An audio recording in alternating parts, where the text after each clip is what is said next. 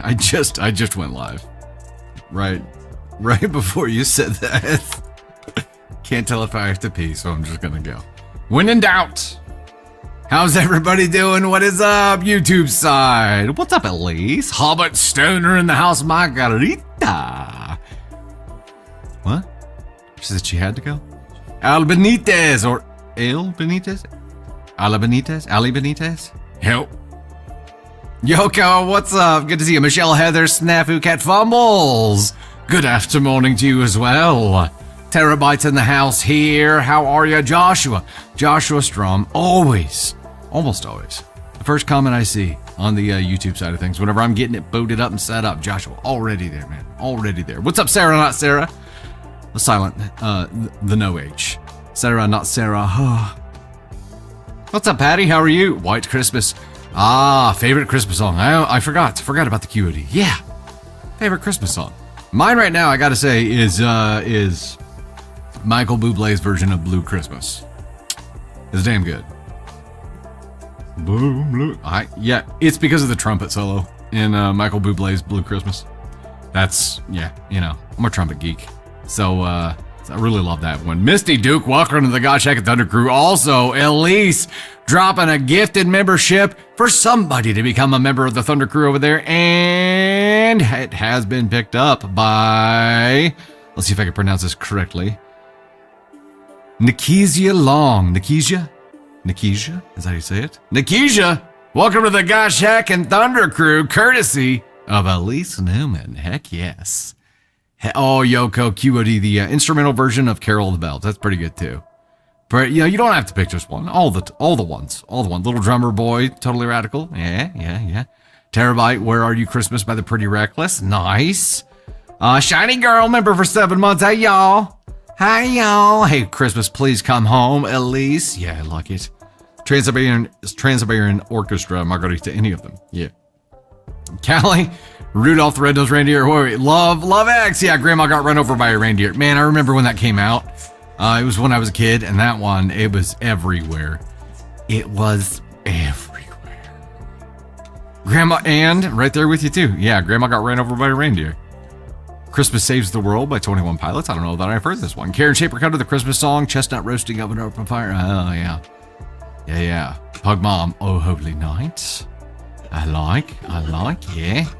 I like them all. Hey, you don't have to pick just one. Carol the Bells, from the Batman Gotham City video game. Ooh. At least you get to join a whole live today. What? Wayward Snoopy's Christmas. It's how you learned of the Christmas truce in World War I. Oh, dang. Yeah, Totally Radical, the Grinch song. You know what? Navy Thunder really liked the soundtrack from the newest Grinch movie. The one that Tyler, the Creator, did. But for some reason on YouTube Music, 3/4 of that album is like grayed out and you can't play it anymore. So it's like they lost their licensing for it or something. You can't hear it anymore. She keeps asking to listen to it. I'm like, we can't. Yeah, whatever happened with YouTube Music, it ain't there. Callie Night, I caught Mommy kissing Santa Claus. Nice. Oh come, Emmanuel. Lately, Michael Bublé's Christmas album I just put on, and it's good. It's good.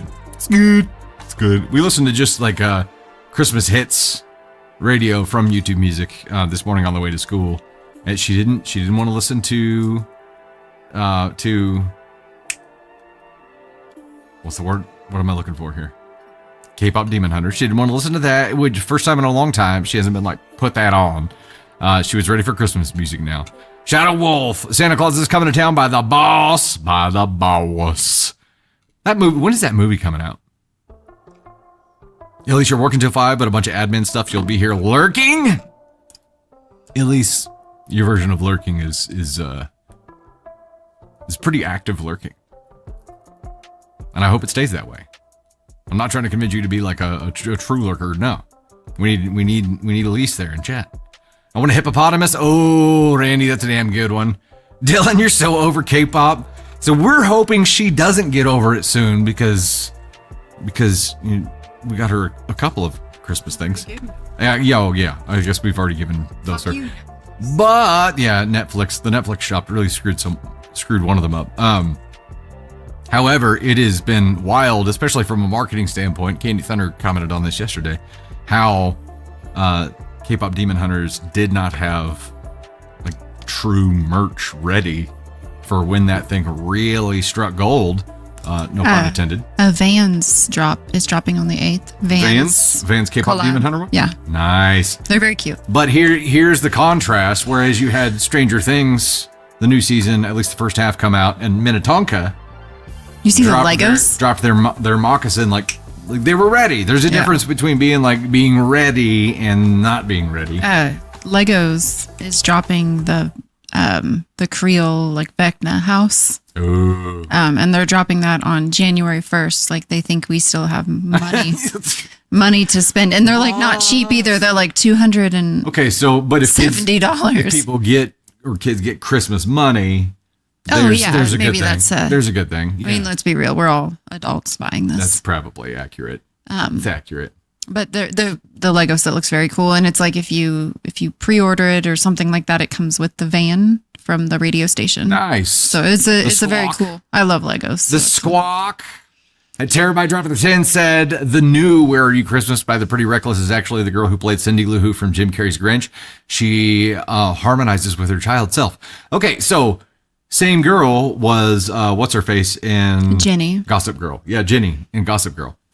So I saw her in the Macy's Thanksgiving Day Parade, and I noticed her as Jenny from Gossip Girl before I placed her as Taylor Momsen. That's her name. As Cindy from the Grinch. So I lose points for that, I think. Ladies and gentlemen, say hello to Tater. Hello. Tater looking festive in her dark red here. Snowman by Sia. Oh, that is a good one. That is a really good one. What is your favorite? Mine? Mm-hmm. We've already talked about this. Oh, I didn't. I must have been in the bathroom. It was, right now it's Blue Christmas. The Michael Bublé version. I have. Currently. Mine is Have Yourself a Merry Little Christmas. It just fills my soul. It's the vibe. It feels my soul and fills my soul. It's the vibe you're looking for. At least you spent so much on Legos this year. Who has bought a Lego set within the past year in 2025? Oh, Emily Ray got the flu last week, finally recovered. That crap is going around. Strep is going around. Flu A is going around. Sinus infections galore going around.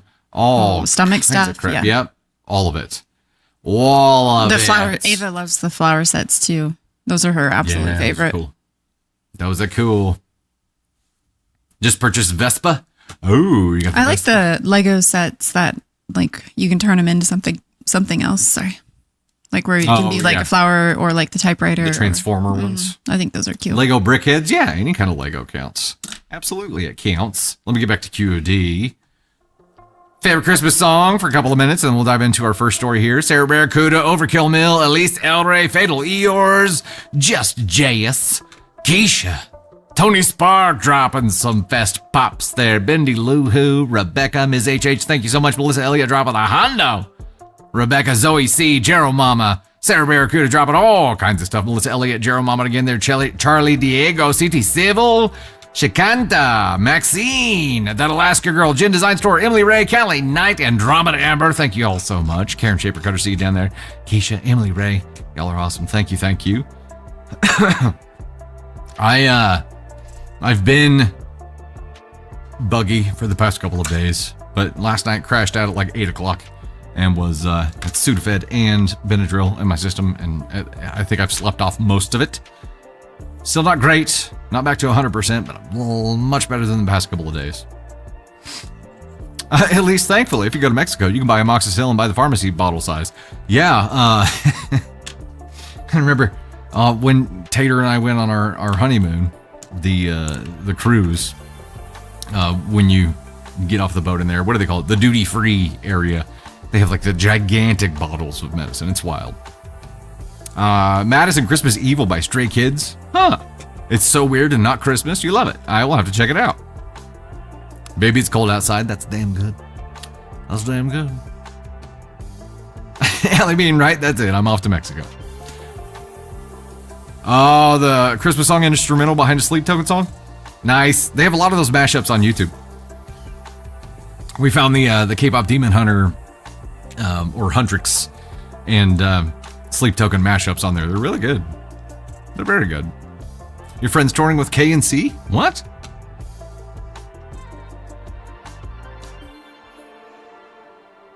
You watched Elf last night? So hilarious. Elf is always great. It was on every once in a while if we're in between stuff, but I just want to sit down and just let my brain relax. I'll just turn YouTube TV on and look for, the channel that's playing seasonal movies.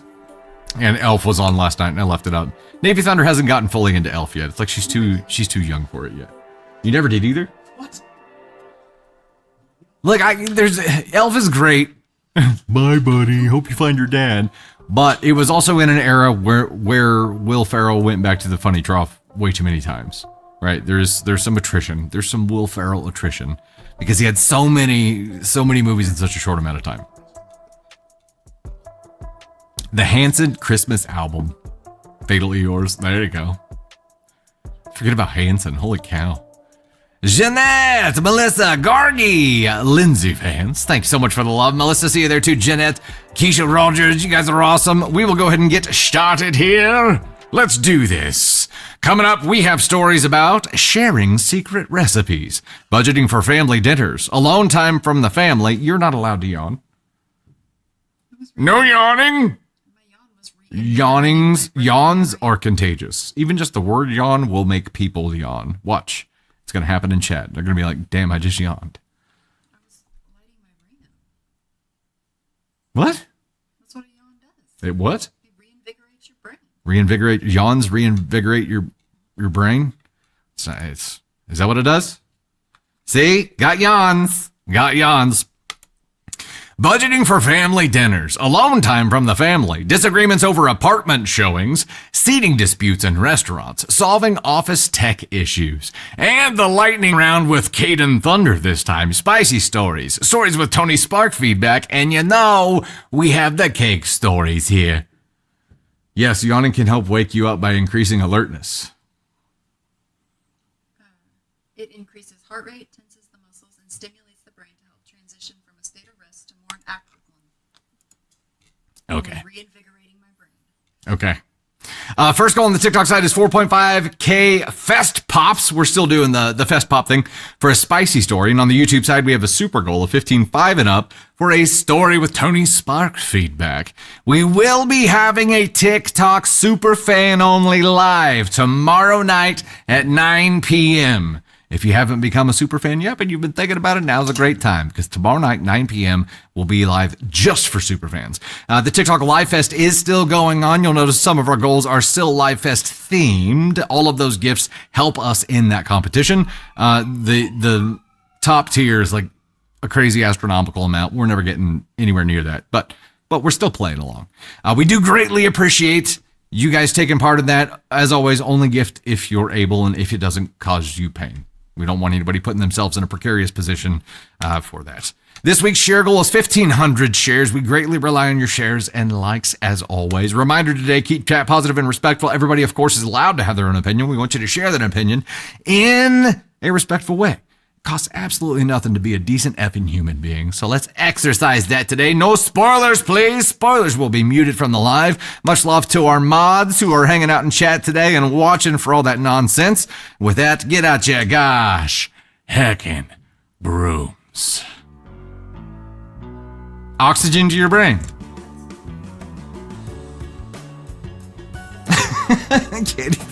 Katie. Let's you should start a channel that like explores the did you knows. It's an unexplained phenomenon. Here we go. Yes, unexplained. Unexplained phenomenon, like what causes a yawn? They truly don't know. I mean, it happens when you're tired. Yeah, but it happens as a way to it's supposed to be stretching out the muscles, which actually help wake up your brain. But it starts at 12 weeks in the uterus. Really?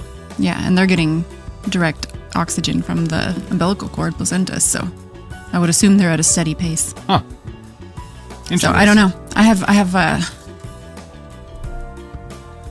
and the oxygen thing is one of the theories, but nothing around it has been proven. There are no proven theories of this is exactly why a human yawns. We should start an actual yawn study. I have a tinfoil hat. This is my tinfoil hat thing. I swore I put it on the scene with both of us. I'm sorry. I'm just not going to press the right buttons today. But that's where we're at. It does. I had a professor in college who always said that he felt it made him feel good when kids yawned in his class because it meant we were trying to learn more.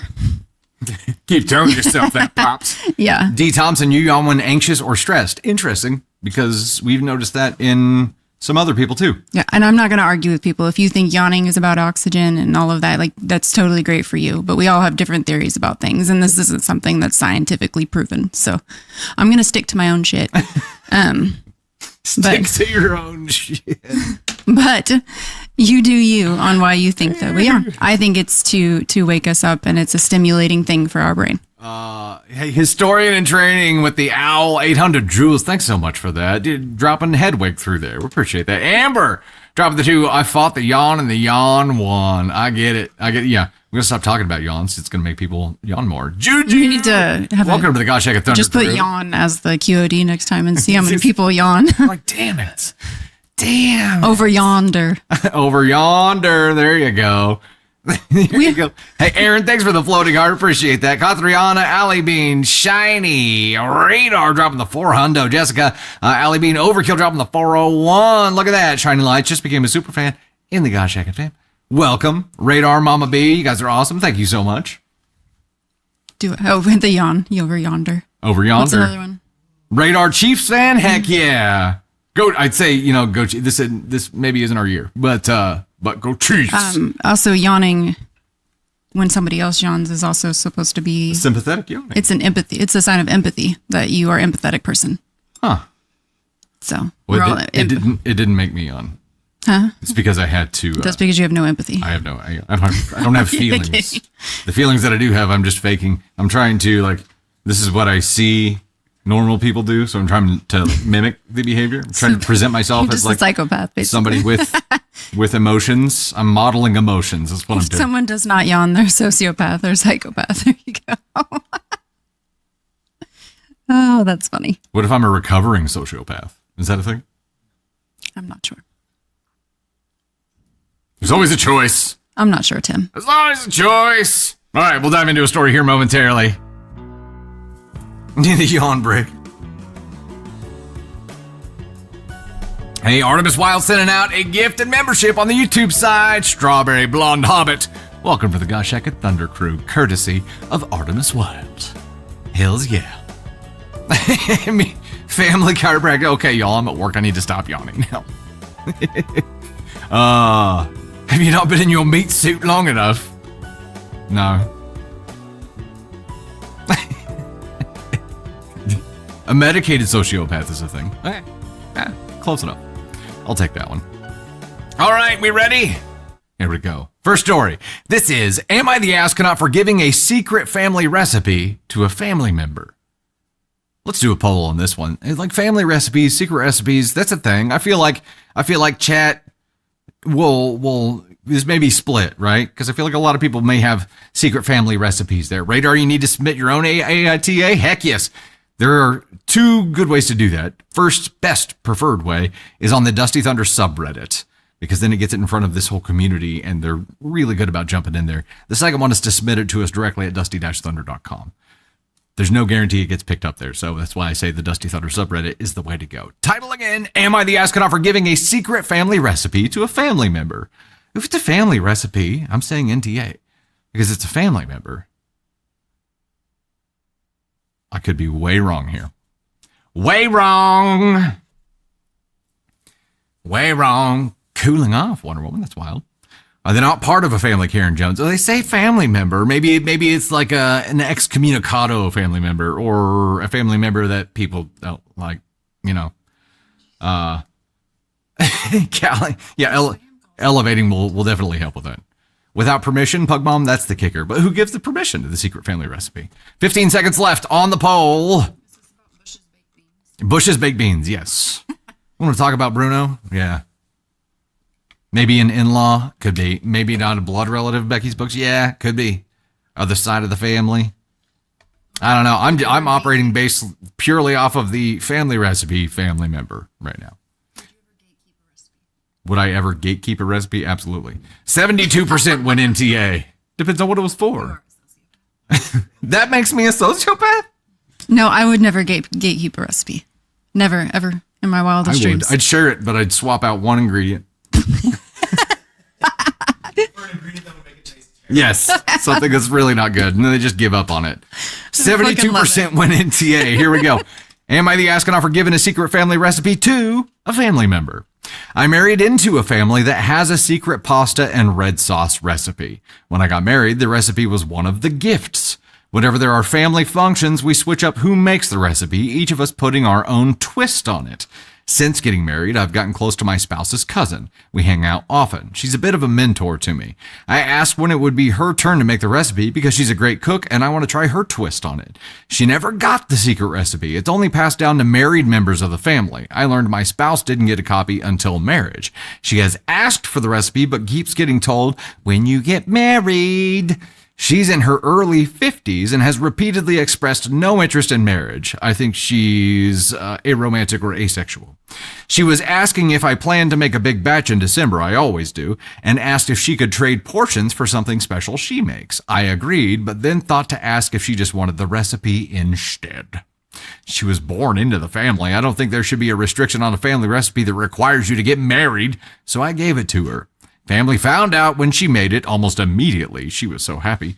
And someone found leftovers in her fridge. Mother-in-law and aunts-in-law are angry with me since the cousin didn't earn it. One of the cousin's married sisters blew up at me over text. Father-in-law gets where I was coming from, but said it wasn't my place.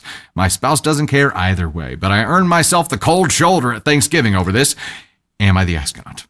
Edit to add, everyone asking for the recipe. It's a good laugh, but no. It could be unique. It could be off a box, but I'm not posting it. This isn't a fast movie. We aren't all family, LOL.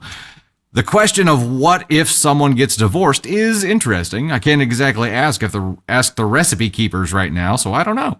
Edit 2, because people were asking me to put the ingredients into Google to see what recipes came up. It's close to macaronia mikima, plus other meats and spices, which confuses me more because macaronia mikima is Greek. This proud Italian family's secret sauce is special because it's not Italian? Okay, so the question is, am I the astronaut for giving a secret family recipe to a family member? So the prerequisite we learned of was that you have to be married to receive the recipe. What in the wild fucking bullshit rule is that? That you have to be married to receive, like... Okay, but there are two things going on here, right? There's the sharing of the recipe, and there's the rule. Like the rule within the family goes back who knows how many generations. But I don't give a flying fuck about this stupid ass rule. But historically, through tradition, when someone gets married, they get the recipe. That's just how this family has done it. And yeah, we all think it's bullshit, but that's how they've always done it. This sounds like it went back in the day when people sold their daughters to get married, and they're like, well, we'll throw in a recipe and it's going to be great. And now it's just transitioned to cows and land, but here's a fucking sauce recipe. Like, this doesn't even, this seems like the most disrespectful bullshit thing to do. Now I just, like, and you can't even call it misogynistic because spouses don't get it until they're married. Man, woman, doesn't matter. This sounds like, and then the people are mad because she handed it over to a woman who's been in this family for 50 years but was never able to access the recipe. I'm like this. I'm baffled. I'm so baffled that this story feels like it's probably true. Because what the actual fuck? Okay, so you're at NTA for sharing the recipe. I think these two should go off and tweak this recipe, make it even better, and then publicize it. Yeah. Change some shit and then put it out there for the public. That would be the way to do it. Now, okay, so here's the thing, OP. Recipe plus 2 chickens.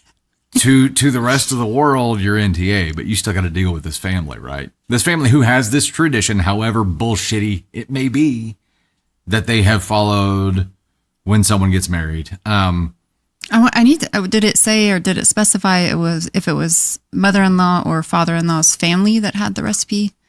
No, it doesn't go into the branches of it. We just know that OP married into this family. Because father-in-law said he understood where OP was coming from. But it wasn't her place. But it wasn't his, and then, it wasn't her place to share it, but mother-in-law irate. And aunts-in-law. So it sounds like, mother's side. Mother's side. Yes, it's mother's side. Because father-in-law, he that's what I was trying to, Yep.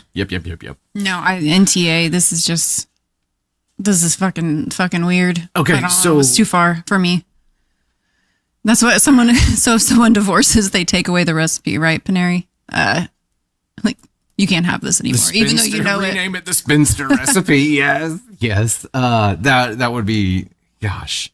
Yeah, I think there's two separate things going on there. And essentially, OP, what you did was take a stand against this bullshit rule that they have, and maybe that's how it changes over time. I mean, traditions have to change over time, right? If traditions were kept exactly how they were, they wouldn't fit into a modern world, which is what's happening here. Your 50-year-old cousin, I think it's interesting that, she has no plan of getting married. What if she did get married, but to another woman? What would they do? I have a feeling that they would not share the recipe with her because that's my question as well. Yeah, I mean, you only get this recipe if you're heterosexual and you do as we say and you get married in a timely manner. Fuck your recipe. I'll go figure it out on my own. I wouldn't even want to make this recipe because it's tainted with their bullshit. I think you should tell the family that you've discovered that their secret recipe is Greek. This proud Italian family. I think that's what you should do, OP. Look, there's one way, like you've disrupted the tradition at this point. Why not nuke it? Why not nuke it by telling them the truth that it's Greek? It's not even Italian. The rest of OP's life is just going to be in shambles. All future family get-togethers they're just going to be staring at her, giving her dirty looks from the corner. OP, I'm proud of you. Just thank you. Bring some spicy feta and some nan points, and that can be your thing. Everything you bring to family functions moving forward has to be Greek. Has to be Greek. You be ready. Hold on, Tony Sparks jumping in. Look, I would be really petty and just like post on social media or whatever and be like, hey, I'm looking for a new recipe similar to something like this. The one I have is really not very good. And I really would kind of like, anybody have an idea? It's a little too Greek. The one I have is just like, it's not very good. I'm looking for suggestions. Anybody have a recipe similar to this type of one? And just watch people be like, what do you mean it's not good? It's been handed down, blah, blah, whatever. Yeah, the one I have is a little stale and pale. We need to spice it up. Like the one I have is a little bit salty. Do we have anything? Labyrinth said Master gave Dobby a recipe. Dobby has been presented with free elf. Dobby's a free elf. Is there a way to make this better? Yeah, there you go. Yeah. I think the next move is to leak it in one of those weird Facebook groups where it's like, I don't even know the name of them because they're all really weird names, but just let it go viral. Just let it take off on social media. Yeah. OP, if you had shared the recipe with us, we'd be including it on here to make it go viral. But yeah, you're NTA. Let's go ahead and make that official determination here. NTA, obviously, a large part of the world isn't going to agree with this tradition. And that's really what's happening here is you've taken a stand against this tradition. But by doing so, you've also accepted the risk of having to deal with the ire of the family who has upheld the tradition to this point. So write it out, or Godspeed, OP. Burn it down, and really lean into this. And, you can go either way. But leaning into it in the most petty of ways would, of course, be the way that we would suggest. I would just pretend like nothing happened. Just march on over to him and be like, hey, group of judgmental ladies, what's up? Girls, you want some olives? Just really, really yep. dive into it. Yes, 100%. It would be fantastic. I love it. Okay, a little bit of a catch up here before we dive into the next one here. Mama Buffy throwing down some Vest Pops. Also, Reeve in Love with a cat gift for 1K Jules over there on the YouTube side. Thank you so much. Candy, Lucy Long Alive, Katriana, Crystal, Mama Buffy, Eric the Undertaker in the house. Dropping some Vest Pops here. Good to see you, man. We've got Mark, a.k.a. Speedy with Art Me. Thank you so much. Kegger Girl, Luyanda. Is that right? Luyanda. Zwain, Luyanda Zwain. Thank you so much. Holly Elizabeth, Mary Kenyon, Jean, Hortensia, Hazelide, Tony Spark, Pugmom, Mary Kenyon there again. Thank you so much. Greatly appreciate it. Embrace the chaos, Wonder Woman. Yes, there you go. Embrace the chaos. That's the way to do it. Terabytes. I get mortgage disputes at my job and someone included a cookie recipe on one today. Yeah, that sounds good. Yeah. Yeah. Tormund on Game of Thrones said, fuck tradition. Danielle, I bet that complicates the typing thing. Good gravy. Here is our next story, titled, Am I the astronaut for giving my son's girlfriend a budget for the dinners she's making? I'm going to go no poll on this one because, what? Am I the astronaut for giving my son's girlfriend a budget for the dinners she's making? Got a fucking theme. Is it dinner themed? Were you hungry when you found these stories, Tony Spark? Maybe. Oh. Am I the astronaut for giving my son's girlfriend a budget for the dinners she's making? My son, 23 male, graduated from university back in June, and he moved back across the country to live with us since he found a job in the area. He's been in a long-distance relationship with his girlfriend, Carmela, 21 female, until October. She initially took a semester off from college and was living with her mom. However, she's decided she's not going back. Her mom said she would have to move out, and she had nowhere to go. My son is moving into his own place in January and has already invited her to move in, saying she could get a job in the area. However, she needed to move out sooner, and they both asked me if she could move in. I agreed. Neither is paying rent, as I personally don't believe in charging my kids to live here, so it felt wrong to charge Carmela any. I just asked that they clean up after themselves and be respectful to everyone. They agreed. Carmela moved in after Halloween, and she's been a joy to have here. She's still looking for a job. Most nights, she's offered to cook dinner and give back to us. I've always told her it's not necessary, but she insists. She's a good cook, so I tell her if she wants to, have at it. A week into her living here, she mentioned wanting to make a certain dish, but we didn't have the ingredients. I offered to give her my card so she could go buy groceries. Since then, it's become a regular thing. I didn't mind it initially. She picked up my groceries as well, and it seemed to be a good deal all around. But then, a couple of weeks in, she started wanting to make multiple trips a week and buy things that I normally wouldn't budget for on a regular basis, such as steak and seafood. I asked her on Sunday when she went to the store to please get everything she needed in one trip. She said, okay. I thought that solved the problem. Cut to Monday night. We finished dinner. She and my son are talking while I'm doing dishes. Carmela mentions wanting to make steak on Thursday. My son says, that sounds good. Carmela says she'll have to go back to the store. My son turns to me and says, Mom, give her the card. I tell them no. I said I already gave her money to go shopping on Sunday and told her to get everything she needed. I also said we can't swing everyone having steaks this week. 6 people in the house. But maybe I can make them for Christmas dinner. I then go on to say if Carmela wants to keep cooking for us, which I appreciate, I'm going to put her on a budget. I apologize for not doing it sooner. Carmela looks upset and my son seems offended. Later on, my sons tell me I embarrassed Carmela when she's trying to be nice. I said I appreciate her cooking dinner, but she's doing it on my dime and I can't afford this. I pointed out he's free to give her money to do this. My son pointed out they're only here a few more weeks. Can't I just make my guest happy? Am I really in the wrong here?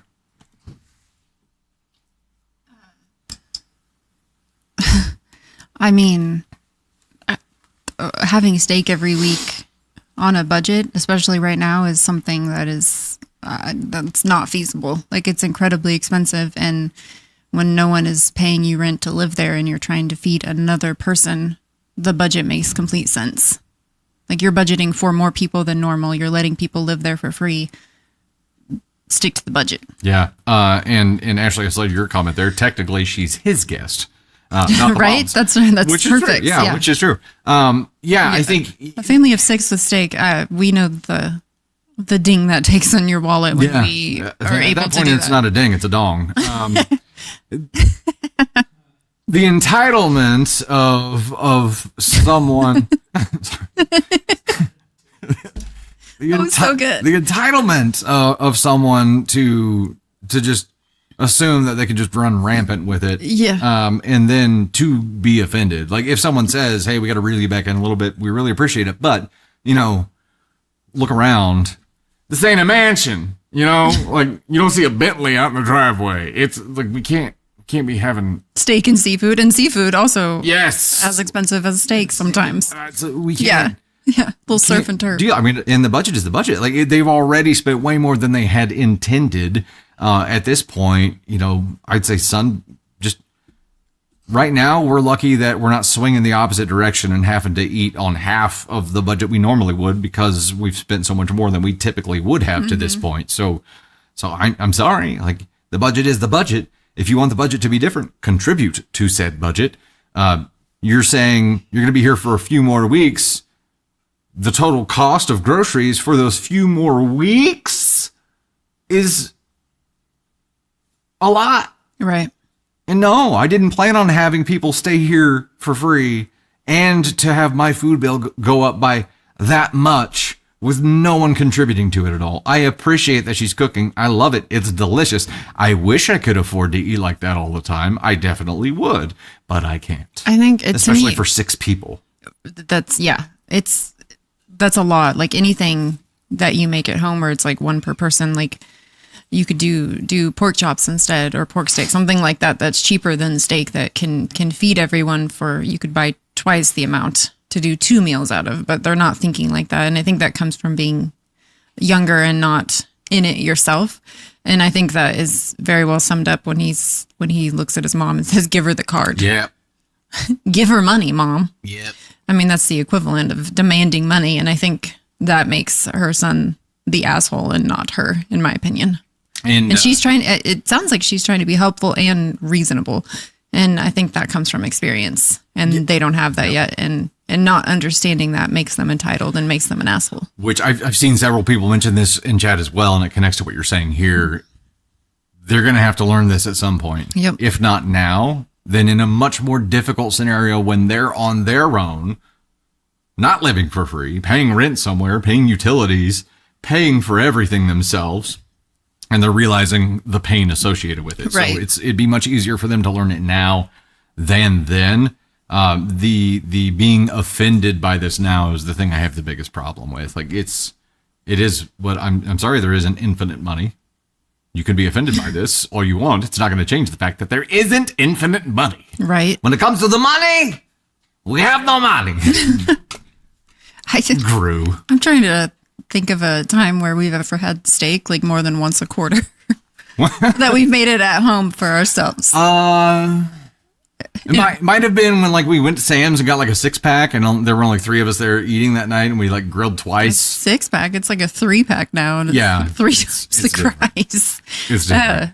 You get the 6-pack if you get the sirloins, not the strips. There you go. Yeah, it might have been that kind of scenario. But yeah, I mean, even so, like it's just it's a lot of freaking money. Yeah. But I will say that my parents have been buying local. Local meat. Yeah, and the steaks that they get from that are much more reasonable and so much better. Like so taste wise, so much better. Wait, the local meat steaks are more reasonable? I mean, aren't those normally a little higher? For a good reason, because they're better quality, but... No, they said it was cheaper because they bought more, obviously. Oh, okay. So they get a discount. They can do like the half a cow thing? Mm-hmm. So they have to wait until they have the whole thing sold and then it's... Yeah, the half a cow thing is a great way to go. It's much, like to get the roast and like all of that is much, much more reasonable than going to like Sam's or wherever to buy meat. Yeah. So. Speaking of, one of the businesses we work with here is Herzog Meat Co. And they have what's their URL? Tony, you remember off the top of your head? Huh? HerzogMeatCo.com. Yeah, where you can actually buy and have steaks shipped to you. And it's damn good. It's the best meat I've ever had. It really is good. The best meat I've ever had. Ever. Maybe Costco steak. It's the whole quarter local beef. There you go. Yeah. Getting local when you can is fantastic. Exactly, Elise. Just Jen, we ate steaks a lot when we butchered our own cattle. Yeah, and I mean, if you've got that ability, I'm sure it's a different deal. But, yes. But man, you had what? Tony Spark had a cow. Tony Spark had a cow. Sure, heard that story. Also, the reason he has a job here. Let's make the official determination. Am I the astronaut for giving my son's girlfriend a budget for the dinner she's making? Nope. Not the astronaut at all.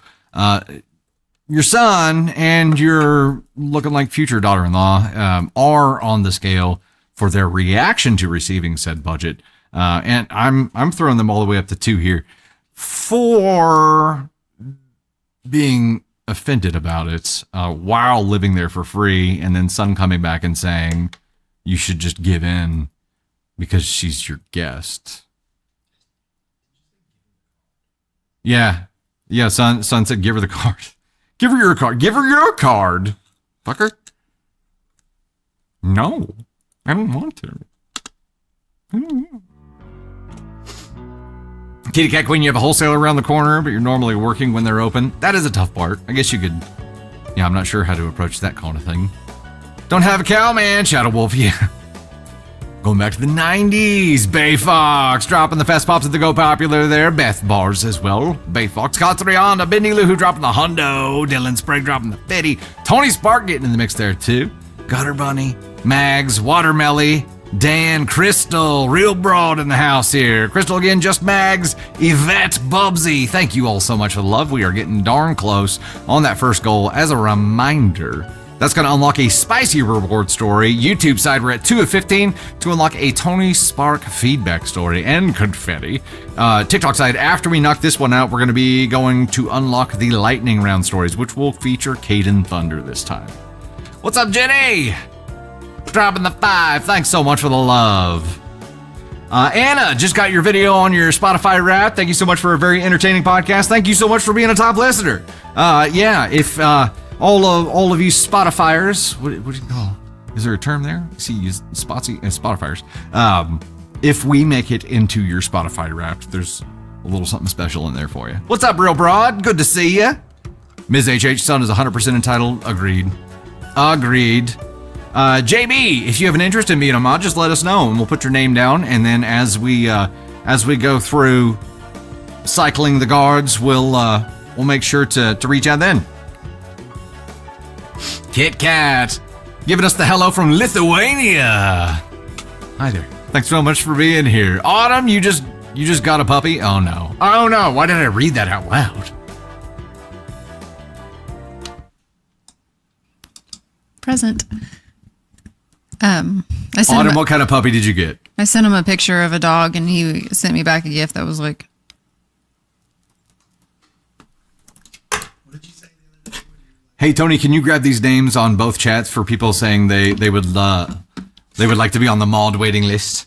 The dog you sent me was half and a half, right? Yeah. And it was adorable, but I'm like, only if we can trade the current one in, because the current dumb horse that we have, Luna, walks around. She's eating all the cat food, but also she ate some kind of wrapper today that she threw up all over the house. Like she's not smart. She's not a smart dog, but she's super lovable. Just not very smart. Yeah, she's kind of like on a diet, but I mean, she still has access to food throughout the day. So it's not like she's on a diet of only inedible things. Well, no, she's like, the vet wanted her to be, less pudgy. Yes. Yeah. Fluffy, less fluffy. And so I feel like, but this has been going on for like a year. So I feel like at this point should be adjusted. But like once the cold weather hit, it's like she just wants to eat all the time. Yeah. She's like in hibernation mode or something. I think the cat's the same way. Less big furred. Yeah. Chihuahua Shih Tzu mix, Autumn. Aww. That sounds adorable. Love Eggs, your dog ate dentures? You ate your dentures and hearing aids? So like it had superpowers for a little while. It could hear and eat anything. She wanted to bulk up for winter. Yeah. I think she's struggling with because like she's telling me now, like, and I know her, like, hey, I'm hungry, I want to eat. And that's what she normally eats around 5. And now the I'm hungry, I need to eat is coming at like 3 p.m. in the afternoon. She's like, Mom. And this is she's already had her dry food. Yeah. Time change. Yeah. Time she's change. Like, maybe. Sun's getting real low. Hey, Danny, member for 28 months in the Thunder Crew, just wanted to say thank you for the kind words in the Facebook group about you having to put your dog down. She's crossed the bridge and is pain-free. All the vibes. And one of the hardest things. Yeah. But to know that she's pain-free now is a BFD. Like that's a big deal. But it doesn't make it easy. So we're here with you. Sarah Redding, thanks so much. Sorry. I've missed the last few lives. Glad to see you all. We're glad to see you here too. Thank you so much for the super. All the love your way, Danny. All the love. I'm so sorry. That makes me sad. Yep. Allie got a Doberman mix, and you've affectionately nicknamed him Trash Panda. That's pretty good. Trash Panda's pretty good. I feel like Trash Panda could be Luna. Yeah. Yep. But again, she's just so cute. You know, she's adorable. But you can see in her eyes that like there are a couple brain cells missing. That is not true. And yes, it is absolutely true. Today they started barking as soon as you left. And I just looked at them both, and I was like the deepest, like Vecna like voice that I could muster, and I was like, "No!" And they both looked at me, and Oliver's ears came up, and he was like, "Excuse the fuck out of me!" And I was like, "We're not doing this today." Oliver was like, week 3 has begun. No, I just didn't want to listen to it. I was like, the house is finally peace and quiet. And I was like, I'm not doing this. We're not barking at the leaves today. Yeah. And they're like, see if I tell you when somebody's trying to break into this place. If I'm not there, they are on high alert. And if I am there, they're on medium alert. So it was like literally he had shut the door and pulled out of the driveway, and they were like, rah, rah, rah, rah, and then they started barking, and I was like, we're not doing it. I don't want it. Your barking isn't accomplishing anything. Oliver likes to go out at night now, not to go pee, just to go bark at shit. He likes to bark because I'm pretty sure we have like an armadillo and a possum that dig on the opposite side of our fence, and it's like he can sense them, and he wants them to know he is on the other side of that, and should they venture too far, he will be there to bark at them. He just runs around in a square barking. Yeah. And Luna's afraid of her own shadow, even though she's got the size, so good gravy. Elise dropping the 5 said all this food talk with stories and such. I am hungry. Yes, Dylan, exactly. Making snacks. Tony can't say nothing when VIP is dinner talk. This is true. Dylan says that his dogs rile each other up. Yeah. And that is Luna sits at the back door. Oliver sits on the couch, and Luna will start making noises, and Oliver will bark. And he's like, what is it? Is it worth getting up for? It doesn't matter. Yeah. Could be like asleep, and Luna barks, and he's like, oh my God, what's that? Who is it? Who is it?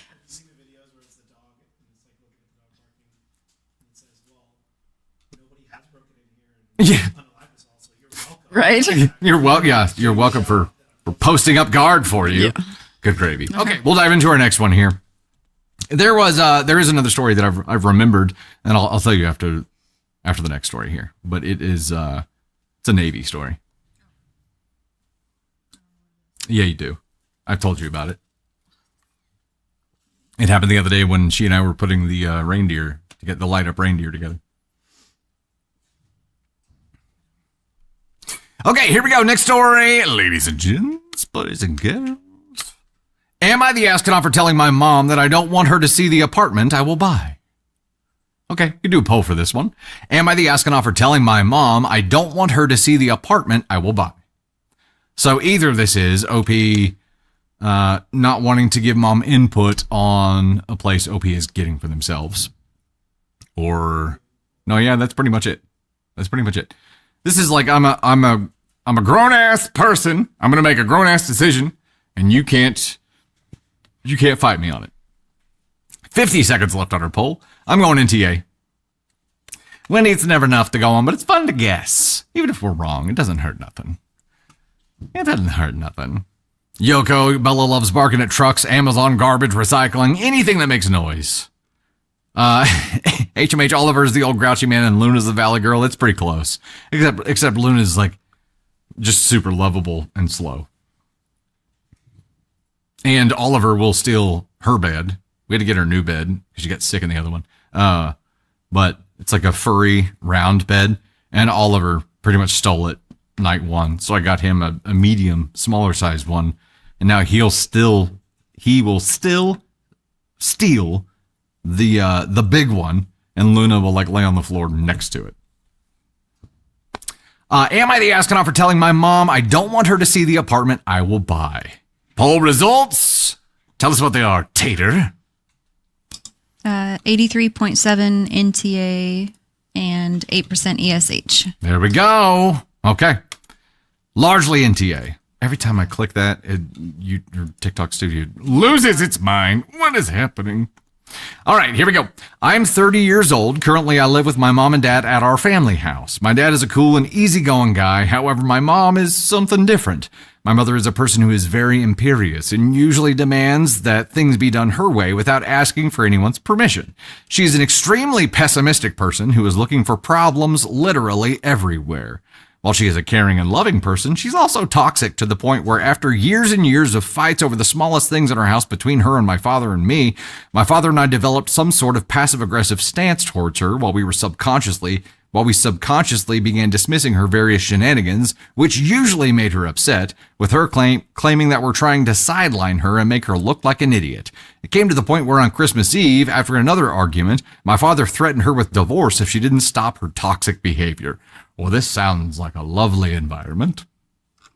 Now, after years of hard work, I have finally managed to gather enough funds to buy myself an apartment. I talked with the owner, and he said that we can visit the apartment in a couple of days in order to see how it looks, and so that the housing expert can see it and tell the price. After I announced that, my mom and dad were happy about the fact. However, my mom said she doesn't want me to leave the house, and instead the apartment should be rented out so it could pay the mortgage that comes with it. Like an investment? She wants you to treat it like an investment. Tomorrow is the day on which we go to see the apartment, and my mom said that we'll go see the apartment. And she was excited about it. This is where my passive-aggressive stance kicked in again. Knowing that my mom would try to find problems and discourage my buying the apartment, I instinctively said, "You're not coming." My mom began yelling at me that I see her as nothing and that she's worth less than zero to me. She began crying and saying that she would give her heart away for me, my safety, my comfort, and that I broke her heart and treated her like crap instead. I told her that knowing her previous shenanigans, she would discourage my dad and me from buying the apartment, hoping to keep me inside the house and prevent me from making my own choices. I told her that it is entirely my decision this time whether I buy the apartment or not, so I am sick of her making decisions for my dad or me without ever asking us for our opinion. She continued to cry afterwards, saying that I don't care about what she has to say and I'm a horrible person. I still tell her that she's not coming to see the apartment, and I left for my room. And so here we are. I genuinely do love my mom, but given the circumstances and history of her actions, I took a cold decision to leave her out of my apartment visit so I could make the decision on my own for once in my life. Now I feel horrible about how I treated her today because I knew her intentions were pure, but her character is just not. So tell me, am I the astronaut? I mean, it sounds like, I wouldn't call what OP did passive aggressive.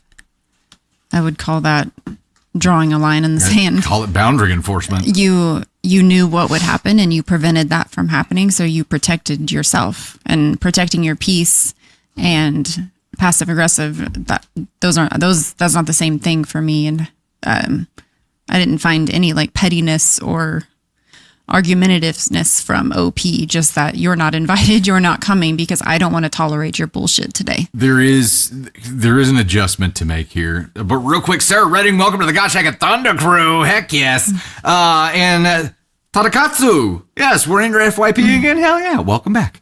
There is an adjustment to make here. OP, I understand how you feel. Like, I get it. And here's the problem is that her default defense to her first approach of controlling everything not working is guilt, right? Mm-hmm. She is going to guilt you into letting her get her way. If there's any resistance at all, that's been her go-to play. She's used it since the day you were born. So eventually you became self-aware enough to start noticing, and then to start noting, and then to start defending against this, right? The one thing that you can do, because you're still stuck in this push and pull of like, yeah, she crossed a boundary that you had, and then you puffed up and said, no, I'm not doing it. I'm not letting you come because of this. She reacted with the guilt that she always does.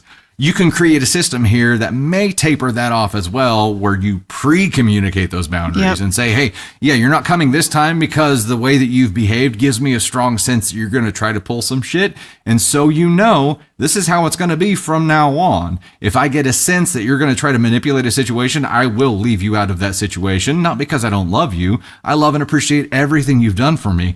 But I have to be a functional adult and be able to make decisions on my own, and you are hindering my ability to do that. And if I see or get a sense that you are going to try to do that, I will remove that threat from the situation. So it's your choice whether you're going to be a part of my whole life or not by how you behave. And now you've got a pre-communicated boundary, and now all you have to do is a reminder of that moving forward, right?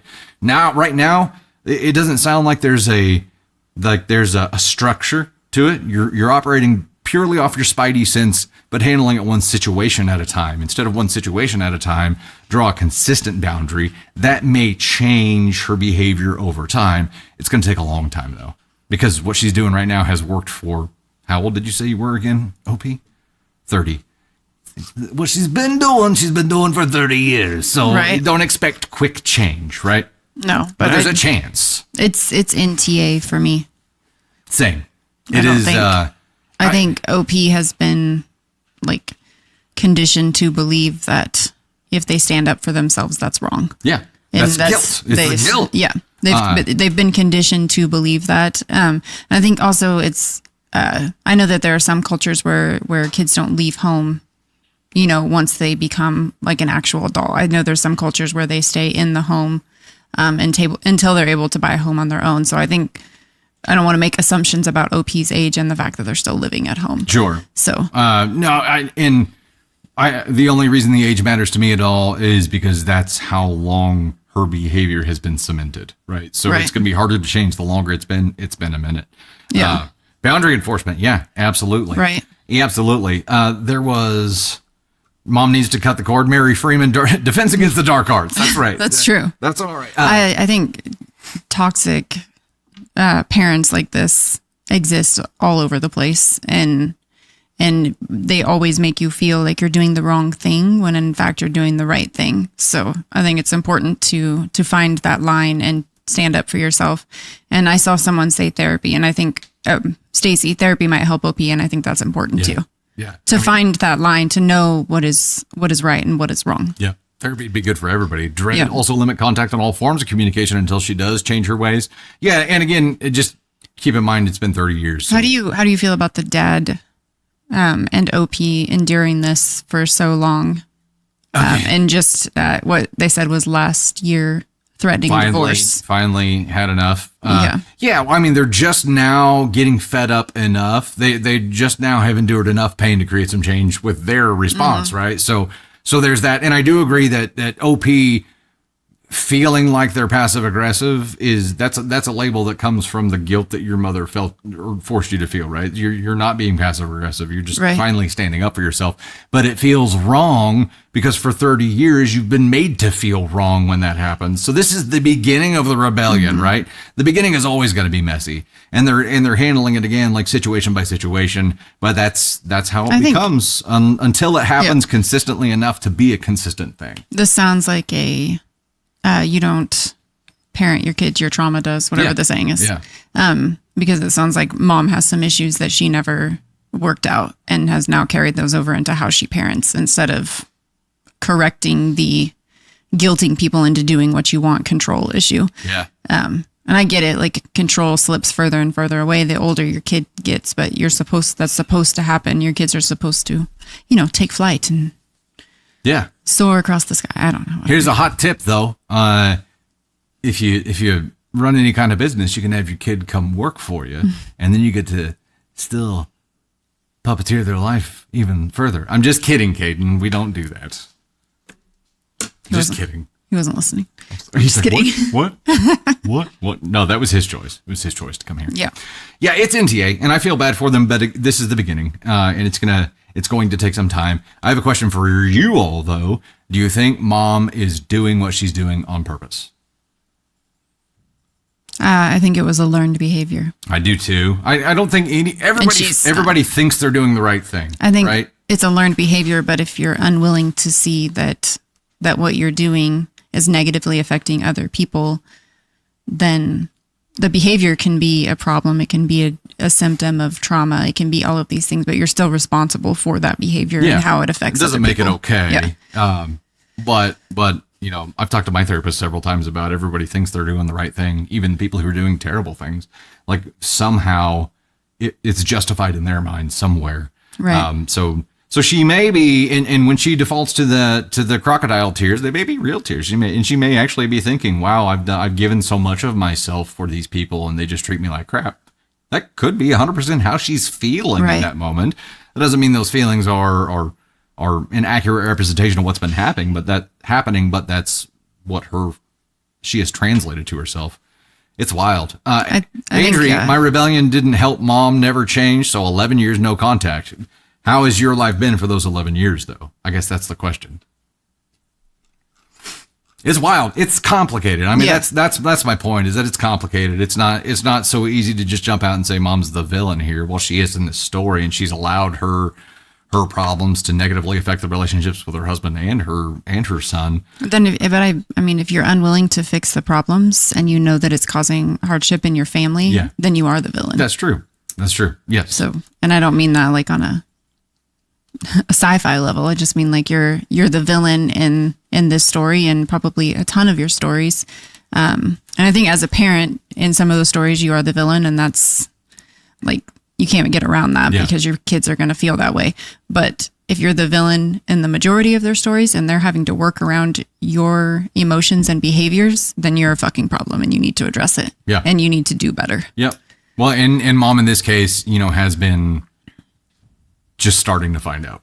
Yes. So it was last year, the first thing happened. So it's starting. Right. Let's see how she controls it. So the question was, am I the astronaut for not allowing my mother to see the apartment I want to buy? It's NTA. It's a much bigger situation, though. It's not just about the apartment. It's a larger thing that even if you're not living there, you're gonna have to fight that battle. What actually might end up happening is that OP, you end up moving out. You have to fight this battle less because you're not there. But now the Eye of Sauron is purely upon your father, and your dad may end up being a roommate for you here soon. We'll see what happens. That's where I thought. It could go that way. Awesome. We hit a goal over on the TikTok side. We'll get to that. Adri, saw your message there. It's been way calmer for those 11 years that you've been no contact. Been married 18 years and have a 10-year-old son that she hasn't met. Wow. Man. And I assume she knows he exists and just hasn't made an effort. And that's probably one of the most painful things as a parent. Okay, let's give some love here. I think I just clicked the wrong thing. I did indeed. What have I done? Okay, TikTok, that thing can go away. Yep, let's bounce right out of that. Live goal. After a certain amount of time, it just disappears on me. For hitting the fast pop goal in particular order here, radar speed in the number 1 spot at 702. Right behind in the number 2 spot at Overkill Mill at 701. You guys are just neck and neck right there. Sarah Barracuda in the number 3 spot at 295. Then we got Tony Spark up there, number 4. Pug Mom, I Am Bindi Luhu, Mary Kenyon, Shiny Girl, Mama Buffy, Bay Fox, Elise Kutch, Melcy Jang, Bubsy, Jay Lucero, Eric the Undertaker, Melissa, Mama Says So, Sherry Sosa, Fatal Eeyore, Sabrina Janine, Radar and the Sakura Kurgi as well, Amy Castro, Mama B, Yvette B01, Beth Bars, Real Lucy, Long Life, Kaitanis, Violet Green, Hazelide, Mark B, Shadow Wolf, Grabby the 3, Cindy Lou, Meek Melody, Ms. Clearly Unclear, Luna Rose, E.T. Johnson, Jacqueline's Mama, Lou, is that right? Becky Young, Dan the Art Gremlin, Krista Museum Girl, Natalie and Kansas Kitty, Zoe C, Keisha, and TJ Kaku. Dang it. Help me. Thank you guys so much for helping us hit that. Greatly appreciate it. And you have unlocked, what was it, a spicy story, Tony Spark? Okay, and the next one we're going to unlock is Lightning Round with Caden Thunder. Also, all of you Stranger Things watchers, they have the squeezing rubber chicken on there too. It's called the Squawk. I'm like, I don't know. Jean-Luc Peacock is still pretty good, but the Squawk is a pretty good name. Lightning round. There he is. Jean-Luc Peacock. Jean-Luc. Okay, there we are. We're going for finger hearts. Let me pin that real quick. And we'll get started. Badger Mouse, you have a chicken? Hey, Turtle Rose with the happy poops. Alejandra with the happy poops as well. Thanks so much. And the flower and the thumbs up. Thank you. Appreciate that. Carolina. Have a nice life, everybody. It's bedtime here in Portugal. Have a good night. Thanks so much for hanging out with us. Greatly appreciate that. Real Broad. Ed was calling him Bach McSquawk. There we go. Gabby, we're heading into our fourth story. Just getting started on that story, though. All right, here we go. It's time for one of these. Spicy story time. Get out the cold glass of milk. You're gonna need it. Title of this one is Am I the Astronaut? Astronaut? Try that again. Title of this is Am I the Astronaut for telling my depressed son to get over himself? Am I the astronaut for telling my depressed son to get over himself? I'm going to go with probably, yeah. Would you like to start a poll? Candy or Tony Spark, start a poll for us. Am I the astronaut for telling my depressed son to get over himself? Not that we need one. I think we know where this one's going to go. It's either Ascom 1 or Black Hole, right?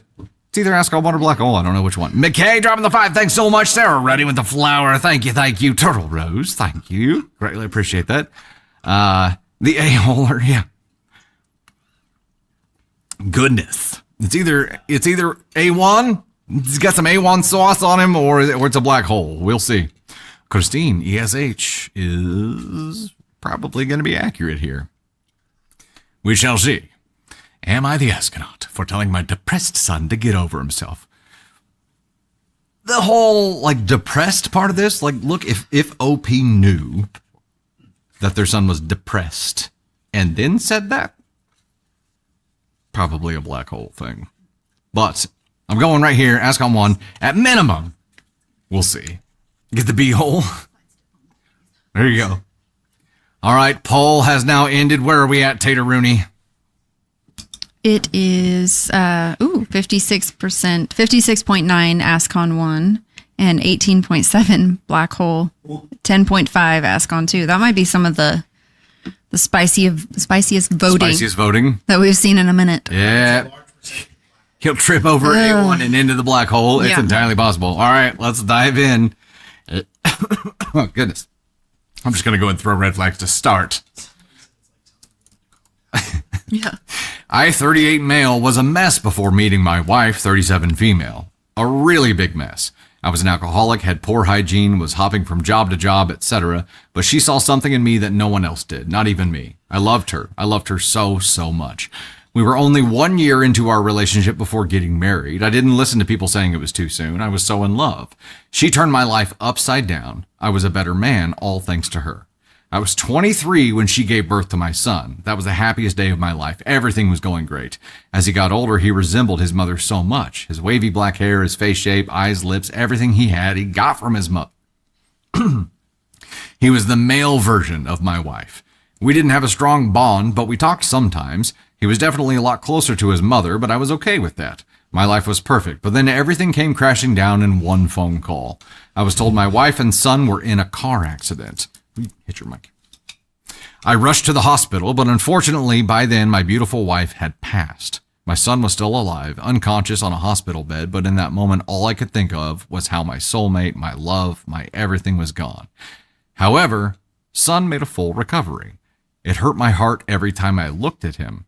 I began to hate him and avoided him like the plague.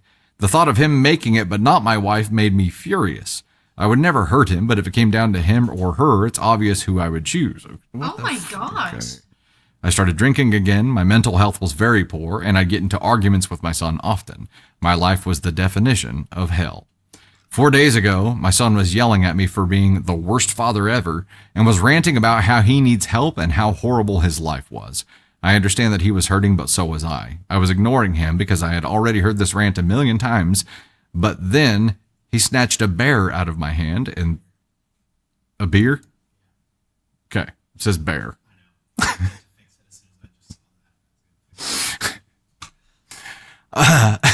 But then he snatched a beer out of my hand and threw it on the floor. That's when I snapped.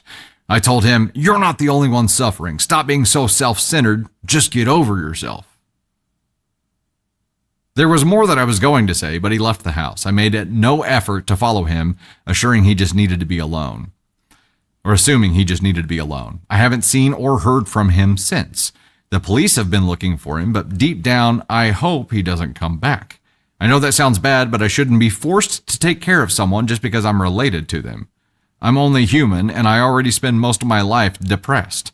I just want a fresh start. I do hope he's doing well, but not welcome back in my home. Besides, why would he even want to live with the worst father ever? He's old enough to care for himself. Like I said, I'm only human. He expected so much from me when I was suffering just as much. So, am I the astronaut? Update. He came back 2 days ago. I'm not sure who he was with or if he was even with anyone, but we haven't said a word to each other. I'm not going into detail. I just came on to say that he's not on the streets anymore. And that is the end of the story. You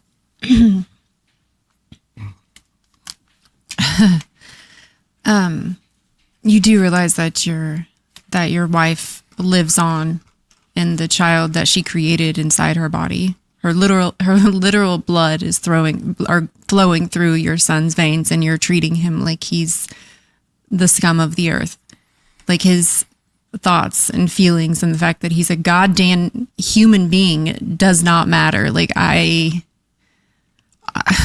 don't even know what I just listened to hear someone say that I know that either one of us would give our life if it meant our children could live on. Like, and I say that without hesitation. Like that, but to know that you want your son to leave and your wife to return tells me that she would never be with you again. She would never want to see you again, because that thought alone is probably something that is her worst fear, something that she never would have even imagined. Your grief becoming a hatred for your child, the literal child of the woman that you say that you love,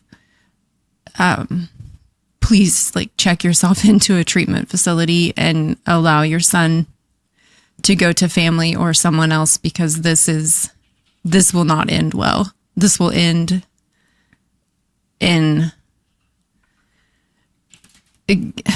evil, catastrophic ways.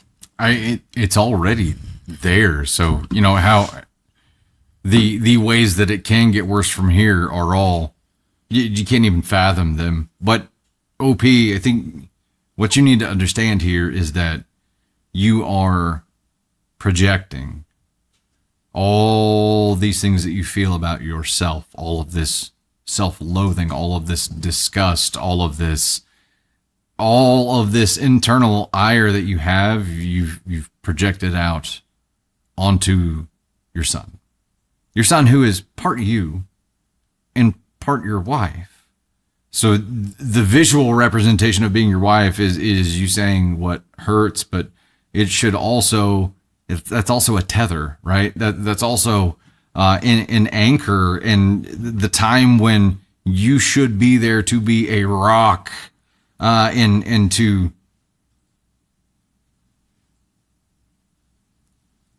be at least some sort of stability for your child. You can't do it because you're too self-absorbed. And the thing that you said, you're not the only one suffering, stop being so self-centered, just get over yourself, is, I feel like you were speaking to yourself there, whether you realize it or not.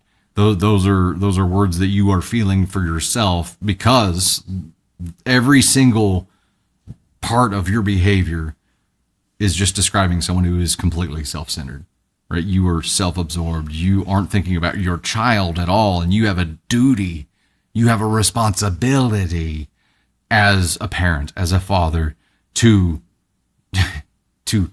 care for your child, to protect them, not to be the one that causes them harm. And your son shouldn't want to live with you. I'm sure he doesn't. I'm sure if he had another place to go, he would have gone there already, because this is his hell. You are the keeper of his hell. If you can't care for him, see that he gets somewhere with someone, an extended family member, someone who will at least not create a hellish environment for him. Because what you have done to this point, not just losing his mother, what you have done, it's going to take a lifetime of therapy just to be a semi-functional adult for your son. And you obviously need to get into therapy as well, just to start digging yourself out of the hole that you've cast yourself in and made your home. I know, like, this story seems hard to believe, and it could be rage bait, but that doesn't mean that this scenario doesn't exist in somewhere in this world. This doesn't mean that there aren't alcoholic parents who treat their children like this. Like, there are some fucked up individuals who have been, like, who raise kids and treat them like this. Like, and so I think our feedback comes on the chance that someone who needs to hear this might hear this. So whether or not this story is true, it doesn't, like, and this is true for all stories, it doesn't matter to us. No. Our feedback will remain the same. Yeah. And I hope it's rage bait. I hope this isn't real. But we have to operate on the assumption that it could, at minimum, as Candy Thunder said, be a useful lesson to anyone out there, or someone that could find themselves in that kind of situation. There you go. Good golly, Miss Molly said this is someone's reality, unfortunately. Yeah. Yeah. And there are kids and people all over this world who experience the ire of hateful, evil people, and we want to save them. We want to help them. And there's Sarah Redding. Just makes me, it breaks my heart that there are humans who treat other humans like this, like on just a human being level. Like, I can't imagine. I just can't imagine treating somebody like this. I think the part that I struggle with the most is that, like, OP here doesn't want his son to come back. OP here, like, hates. He doesn't care. His child. What would prevent him from calling CPS and being like, "Hey, I am unable to care for my child. What do I do?" It's fucking pride, right? And all of these situations where a parent is failing hard, like, at some point they know they're failing hard, and pride is the only thing that prevents them from doing the right thing for their child, to let their child escape that hell. That's the part that pisses me off the most. Right. I agree. I think it's... But so I said earlier, everybody thinks they're doing the right thing, right? Not this fucker. This fucker knows he's doing the wrong thing and just doesn't give a shit. No, it's almost like you turned your humanity off.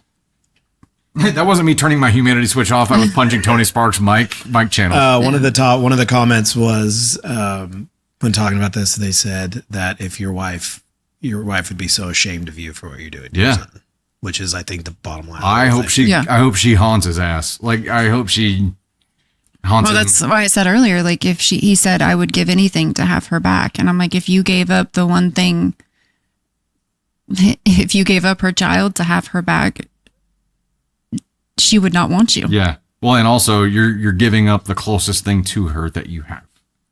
Your child looks just like his mom. My God, like, let that fill your heart and live. I like, my brain can't even wrap around things like this. I can't either. And I guess, obviously we've never been in that situation, and I hope we never have to be in a situation like that, but I can't imagine I would handle it this way. That would just be, I don't know. You know, at that point, and OP knows at this point that like they've just accepted the fact that they're evil, right? They just let the demon take over. Rumi fought it back. You can too, man. Come on now. All right, it's time. Make the official determination here. Let's go. Let's go all the way into the black hole. You get a black hole and a black eye. Congrats, OP. Woof. God's blessed Wonder Woman dropping the 5. He didn't. His wife didn't fix OP. She was the finger in the dam keeping it from flooding. Yeah, and you know I have to wonder, was she aware of his inability to be a caregiver for her son? You know what I mean? Like you can't help but wonder.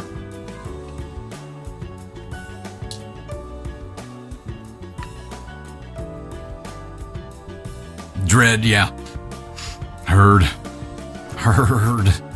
All right, we're going to get ready for our next one here. We are, looks like halfway-ish over on the TikTok goal here. AJ sending the level ship through. Thanks so much. Sam Gilmore jumping in with 263 finger hearts. AJ, Ashley, Mama Jen, Chrissy. Ninja Blob in the house here. Ashley Ergel, Crochet Shan. Sam Gilmore dropping 191 more. Running crazy with this. She was the entire emotional labor of his life. He doesn't know how to do anything because she did. And I guess, you know, there's a warning shot for parents. If you've got one person who does everything for that child and has 100% of the emotional connection and the parenting connection with that child, and you're just kind of a bystander, change that. Jerry Lee with the Sunday for 100 rules. Jerry Lee, the science butler. Banshee sending out a gifted sub on the YouTube side, and Mbaka receiving that. Welcome to the Gosh Heck and Thunder Crew, Mbaka, courtesy of Banshee. Heck yes. Juliet Wood with the Laughing Disco. Thank you so much for that. Greatly appreciate it. Greatly appreciates. All right, we're going to dive into our next story here. We're at 1506 out of 3K on the finger heart goal on the TikTok side right now as a reminder that we'll unlock Lightning Round with Kate and Thunder. In the meantime, I will dive back in to our next story, which is number 3, correct? I think. I skipped one. Did I do that? Did I do that? Off the entire. I told you my brain's not in the right place today. I am mustering every bit of energy I have, mental energy at least, to be able to knock this stream out today. The rest of the day, I just look like a zombie. Am I the astronaut for telling my wife she should take the car if she wants alone time instead of asking me to leave the house with our kids? Error. I don't think we need a poll for this, and it's a good thing because both my pollsters are away from their posts.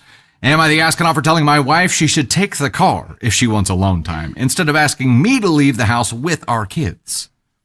That's an NTA for me. NTA.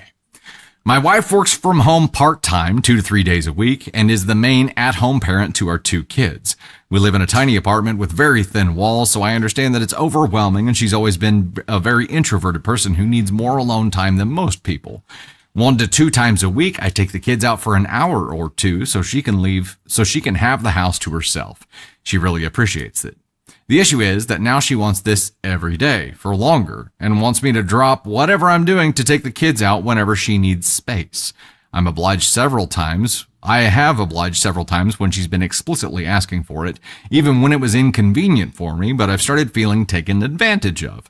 I also work full-time outside the house Monday through Friday, so the home is my decompression space too. Sometimes I just want to relax and watch TV without being sent out of my own house. Recently, she asked me again to take the kids out so she could have the house to herself. I said no because I feel like this nice thing I was doing has become an expectation. I told her she's welcome to take the car and have alone time somewhere else if she needs to. She said that's unfair because she wants to relax at home, not outside. I said it's also my home, and if she needs the quiet time, she can relocate. I just don't want to be displaced anymore. I told her that I'll take the kids out when I genuinely want to do something nice for her, but I don't want to be told to leave my house every time she wants quiet. Okay, now this is more complicated than we initially thought. Quite complicated. I understand the need for quiet time, but I also think expecting your partner to do this every single day is probably not feasible with young kids. The kids make it complicated. Yeah. But I think about this and I'm like, okay, OP feels taken advantage of here, and I understand that. But one of the things that you want, OP, is to be able to relax there as well. So why not approach this and say, okay, here's the deal. If I give you an hour of decompression time when I get back, you give me an hour of decompression Compromise. time. You have to, this has to be a compromise, and it has to be an us plan, not a you plan or a her plan. It has to be something that you guys work out that feels fair and that doesn't make you feel like you're getting taken advantage of, because even if you tried to suck it up and take one for the team 100 times in a row, eventually you're going to resent her for that. I do think that the car thing where he said to take the car, and like, this is just me, but I do think that's a viable option, because I find alone time, peace and quiet in the car, even if I'm just parked outside the house, like that fills my cup for alone time. Yeah. Like I take the 10 minutes if I need it in the car before I come inside, because I know I'll be a better mom and more alert, like better to take on the evening if I do that. It's like your cleanse time. Yes. Also, and so I do think that isn't a viable compromise for this. Like if he takes them out every other day and she takes the car every other day, like that's a compromise. Yeah. 50% happy, halfway happy. Halfway happy. Yeah. Here's the deal though. I imagine it would be very tough for somebody to tell you where to have your peaceful time. You chose the car, right? She would have to choose the car. Yeah, but they both, I mean, I'm going to make an assumption, but they both chose to have kids, and with kids comes non-peaceful time. Yeah. I mean, you don't get to have that. Compromise and it comes sacrifice. So yeah, I mean, that needs to happen, but it's also hard to say, like, if she's stay at home, and if she's not getting out often, 100%. The only interactions she has with being in the vehicle right now are trying to wrangle her two kids to like go somewhere. And so, yes, working her toward that, I think would be a great idea. There has to be some kind of balance though. Right. And you can't, might I suggest noise canceling headphones in the other room, and then you're both home and you're both there. And like you said, you swap at the hour mark so that you both get alone time, but they do work. They do help. Tater was wearing them when I woke up this morning. I've been wearing them for the last 2 nights, and they help. I mean, as someone who needs that alone time and that peace and quiet, like that is of the utmost importance to me to be able to get that. And I know that I get cranky when I don't. But the noise canceling headphones, when I turn those on, like it does help cancel out the constant flow of thoughts and stuff that's happening inside my head, or just the constant flow of noise coming from outside. But I think that there's a compromise to be had here, and I think she needs to try to meet him halfway. Yeah. And at this point, I don't in this story, in his representation of this conflict, I don't see her trying to meet him halfway. No. And that needs to be, I don't know that your approach to this right now is going to find that halfway happy point, OP. I did want to ask this because I'm really curious.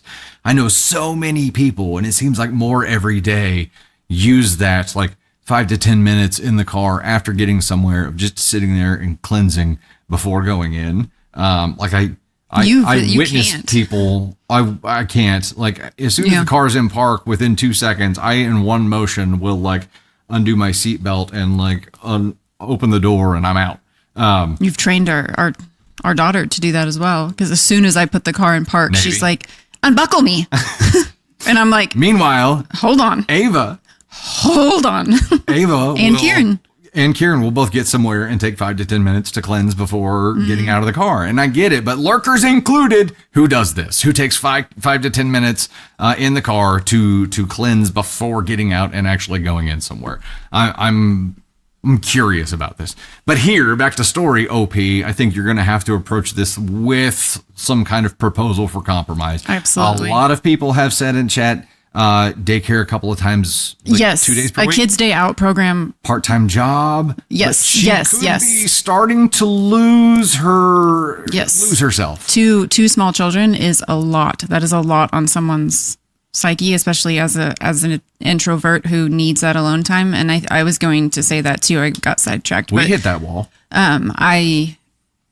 My limitations of I'm a better mom because I work part-time. Yep. I'm a better wife because I work part-time.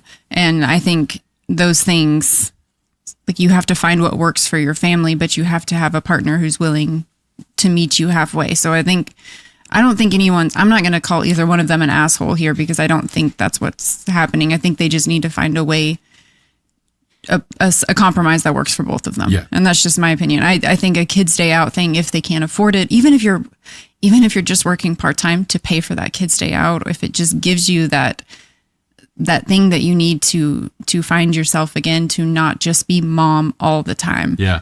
I think that is 100% safe to say, safe to communicate to your partner and say, this is what I need. And I get it. When Ava was little, I worked to pay for daycare, but it provided me with in a city I didn't know, no friends, and I found all of that through my part-time job. Right. And it allowed Ava to go to a kids stay out program, and she flourished and loved it. So it benefited our family at the time. And so I think it's same thing happened with Navy too. It took her longer to flourish and get used to being around other kids, but it's been the best thing for her. It did say she works from home part-time. Thank you, chat, for correcting me on that. She does work from home part-time 2 to 3 days a week. Those would be the perfect times to not have the kids there as well, and be able to focus on being an adult for a while and try to get some decompression time in there as well. So many people in chat chimed in and said that they do the in-vehicle cleanse. Yeah, it's he doesn't get it. It doesn't. It's not. I actually, when I get into my driveway and I put my car in park and I'm just there by myself, I cannot do this with Navy because she just can't handle it. But I turn my music off. I want complete silence in my car. I want to be able to hear a pin drop. Yeah, she thrives in silence, and I find silence very uncomfortable, which is something I've had to work on in therapy, because that's a red flag. But I'm trying to be more comfortable with it. In silence? Mm-hmm. Yeah. Yeah. Now this in particular, am I asking off for telling my wife she should take the car if she wants alone time instead of asking me to leave the house with our kids? I don't know. That could be the beginning of offering a compromise. I mean, it sounded more combative whenever OP presented it to us. Yeah, I think I think OP's getting frustrated, and she needs her alone time. OP needs to decompress. Maybe if you both brought 3 compromises to the table, you could work something out and say, this is what I propose. This is what I propose. Find something in the middle that works for your family. Yeah. Yeah.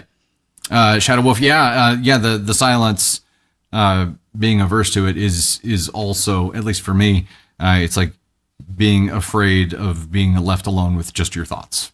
That's me when I try to go to sleep at night. That kind of thing. I don't have it during the day when I have my silent times, because I think I've been so busy up to that point. But when I try to rest, that's when your brain's like, by the way. Yeah. Let's think about this memory from 8 years ago. By the way, here's this. Remember when you were really embarrassed about that? What would you do differently? Okay, so where do we? Is this an ESH or is it an NTA or is this? I understand how OP's feeling. Maybe he didn't approach it in the best way. We don't really know that for sure. It seemed. I'm going to say it's an NTA, and it's an issue of needing to communicate. An NAH, no assholes here, and hope they can figure it out. Okay, yeah, that's fair. So we don't have an NAH, so we're going to use NTA. But no assholes here. But that's on both sides. Yes, yeah. I don't think she or him are assholes. No astronauts. That's where we're at. And good luck. Yes, and good luck. Let me give some thanks for hitting the TikTok goal again. You guys have unlocked lightning round. Holy cow! You done did it. In particular order here for hitting the figure heart goal. Sam Goofballs to the number 1 spot at 9,220. Sam.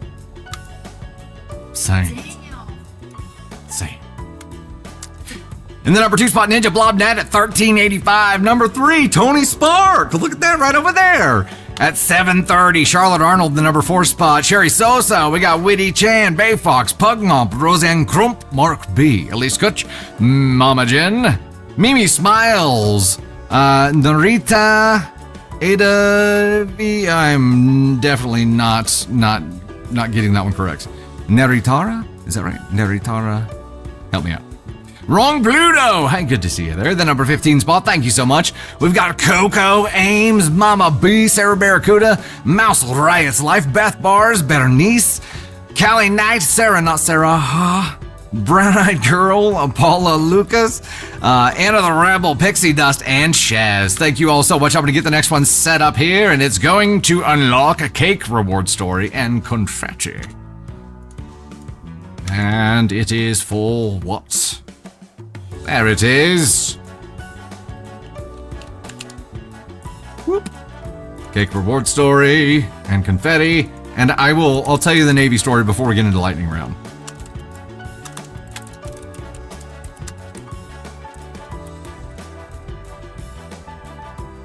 There we go. We are going for Fest Gear. Pinning that up. That is for Cake Reward Story. Okay, real quick, before we dive into lightning round here, and Caden Thunder's prepping. Okay, the quick Navy story. So the other day, I can't remember, it was over the weekend. It was a lazy day.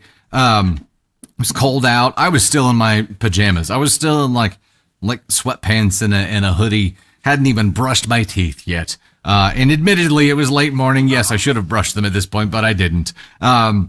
And I'm sitting there. I asked Navy if she wanted to help me with a bunch of stuff this day. It was Sunday.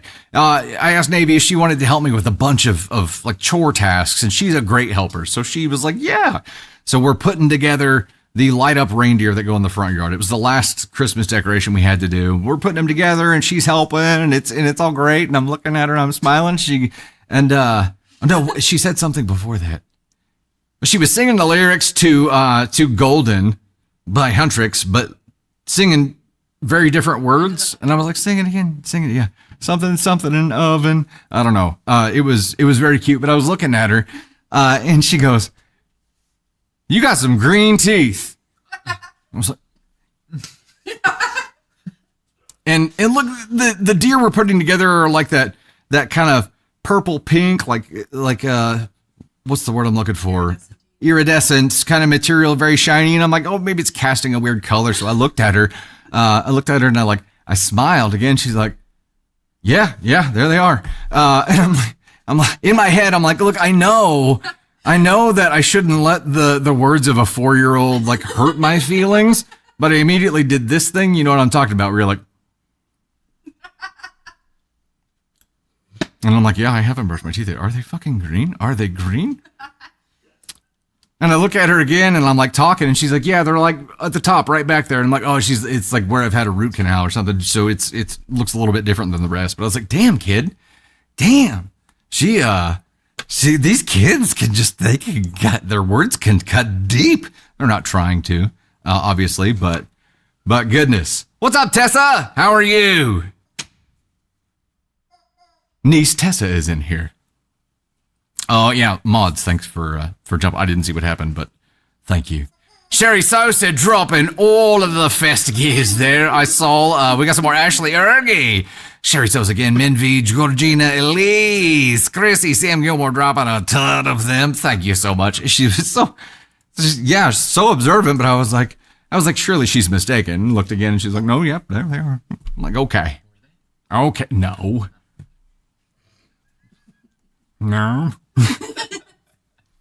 Just keep it like this. I told Candy Thunder the story, and she thought it was hilarious, of course. All right, here we go. It's time for this. Lightning round begins now. As a reminder, Lightning Round is a collection of short stories. I'm going to read the story, and then Caden Thunder and I will have 1 minute-ish to be able to respond or give feedback to it. The end of that 1 minute will be marked by that sound, Jean-Luc Picard, or the squawk, if you're in Stranger Things here. It's like their squawk chicken, but with a Hawaiian skirt. Catch a strays from a preschooler. I know. It's wild. All right, here's our very first lightning round story. Easy there. It's premature ecloculation. You gotta, yeah. Am I the astronaut for stealing the last puzzle piece? Sometimes when someone is working on a puzzle, I'll grab a few pieces so I can be the one to finish it. I've always seen it as relatively harmless. This last week, my fiance and I were visiting her parents for Thanksgiving, and she watched me take a few pieces from a puzzle her mom was working on and put them in my pocket. She immediately asked what I was doing, and when I told her my plan to finish the puzzle, she got very mad and demanded that I never do something like that ever again. Was this justified? I've always seen this as more of a joke. Edit, it's only a game. Why do you have to be mad? Thoughts, Caden Thunder? I blacked out. Oh, Winston! Where am I? You're doing all the pieces aren't brown. You're doing the puzzle upside down. You're the worst at puzzles. No, this is villain level shit. This is villain level shit. Look, they're visiting someone else's house and he grabbed pieces of the puzzle to pocket, which meant what? Next year when he comes back, he's going to be like, oh, I'll finish up, pop, pop, pop. I think they did this in Saw 4. This is villain level. This is Ask on One behavior. This is just like, you want it because you wanted to be the one to finish it. This is the most teenager versus toddler thing I've ever seen. All right, here's the next one. Am I the astronaut for buying gifts for my friends when they don't want to? Small backstory. Best friend of many years used to buy Christmas gifts for each other up until 2 or 3 years ago when they got married. We would always get together with some other slightly older mutual friends that also gave gifts. Nothing crazy. Just something to say, hey, I saw this and thought of you. $20 to $30, sometimes a little more. Now said friend and new partner don't want to do gifts, but everyone still buys for each other. I don't have an issue with them not buying gifts, but they insist that nobody else buy gifts either. I don't feel like it's their call to make the others who enjoy exchanging gifts feel guilty about it. Am I the astronaut? So they not that they don't want anybody else to buy them gifts, but they don't want anybody to buy gifts at all. I'm confused about that. I think that they don't want anybody to do gifts at all, is what they're saying. Like we're ceasing Christmas. It's been desisted. Look, I don't think you can be a Grinch-tater. I don't think you can hate, loathe yeah, entirely. I don't think you can be a Grinch and a dictator. I don't think it works like that. Like, you can't be like, no one will celebrate here. No one will show appreciation to each other. You're like the umbrage of Christmas. They don't get... Yeah, they don't get to do that. They are the Grinch. The Grinch-tater. The unified Grinch. The Grinch-tater. Grinch umbrage. Grinch bridge. Am I the astronaut for asking for some privacy? I'm 16 female, came home today to see my room halfway taken apart. My mom decided to clean my window, which turned into deep cleaning my whole room.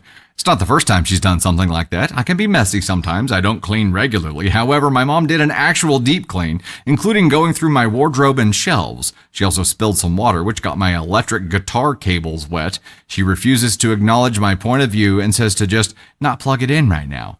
Am I the astronaut?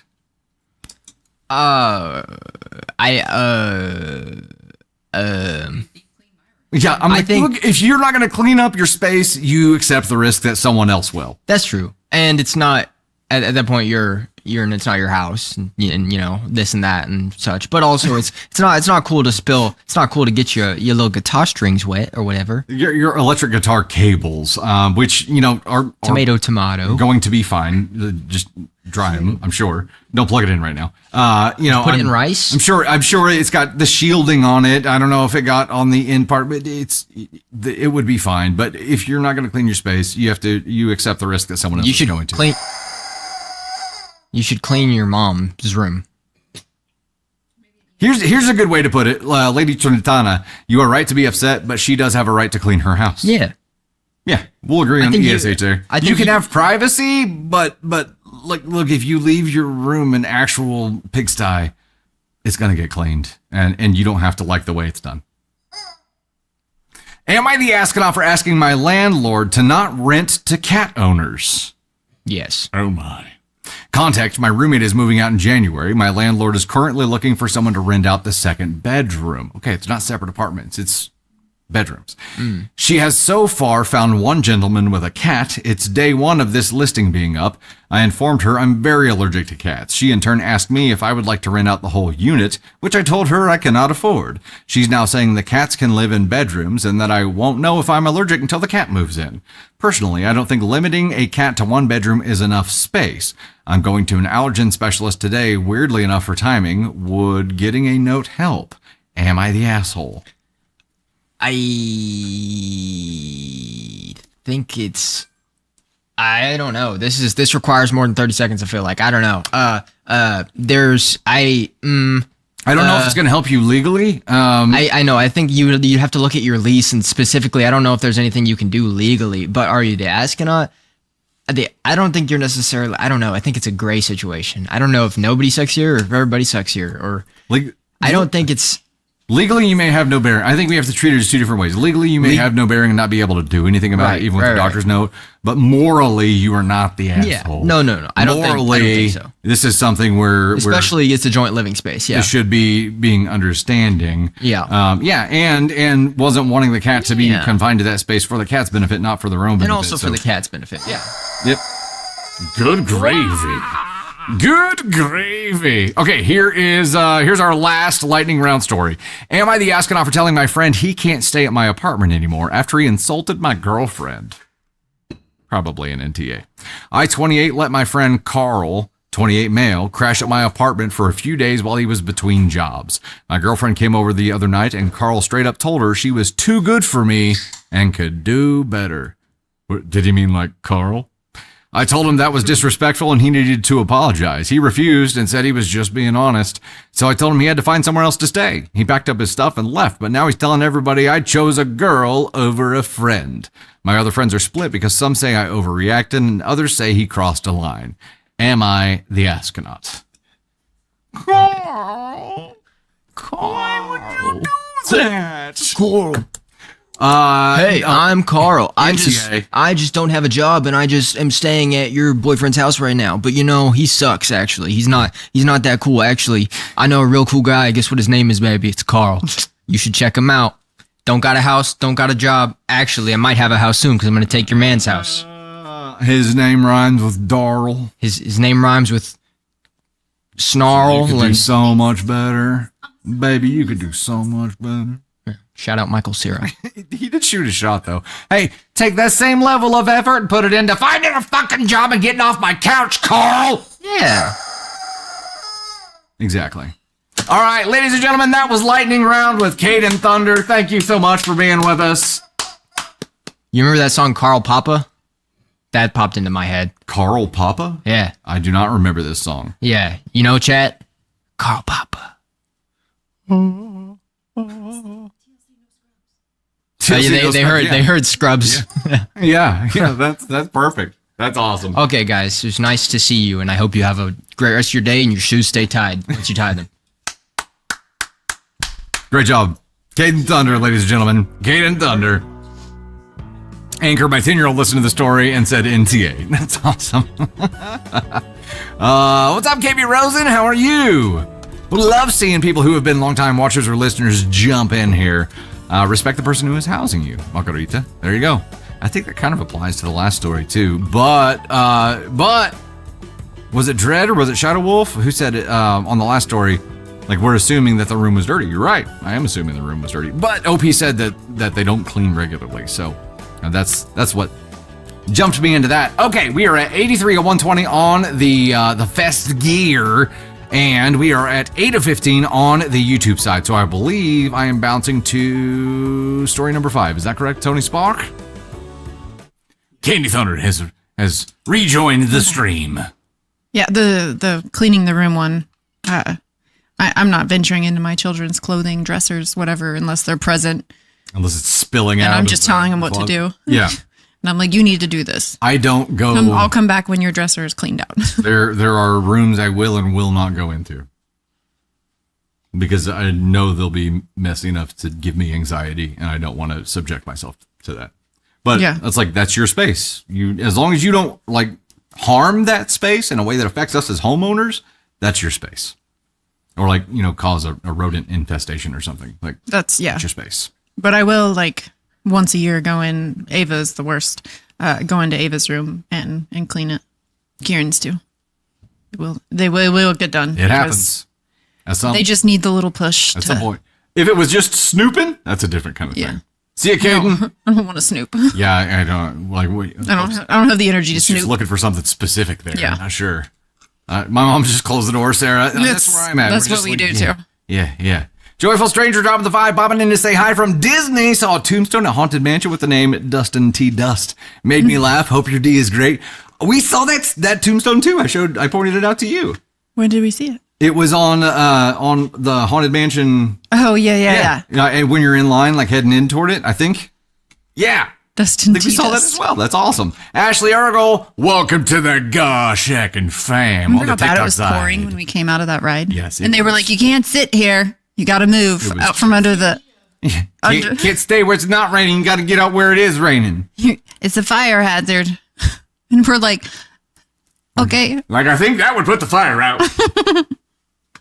I get it, but I don't. Privacy within reason. There you go, C. Murphy. That's yes, privacy within reason. 100%. Okay, we will dive into story number 5 here. This is...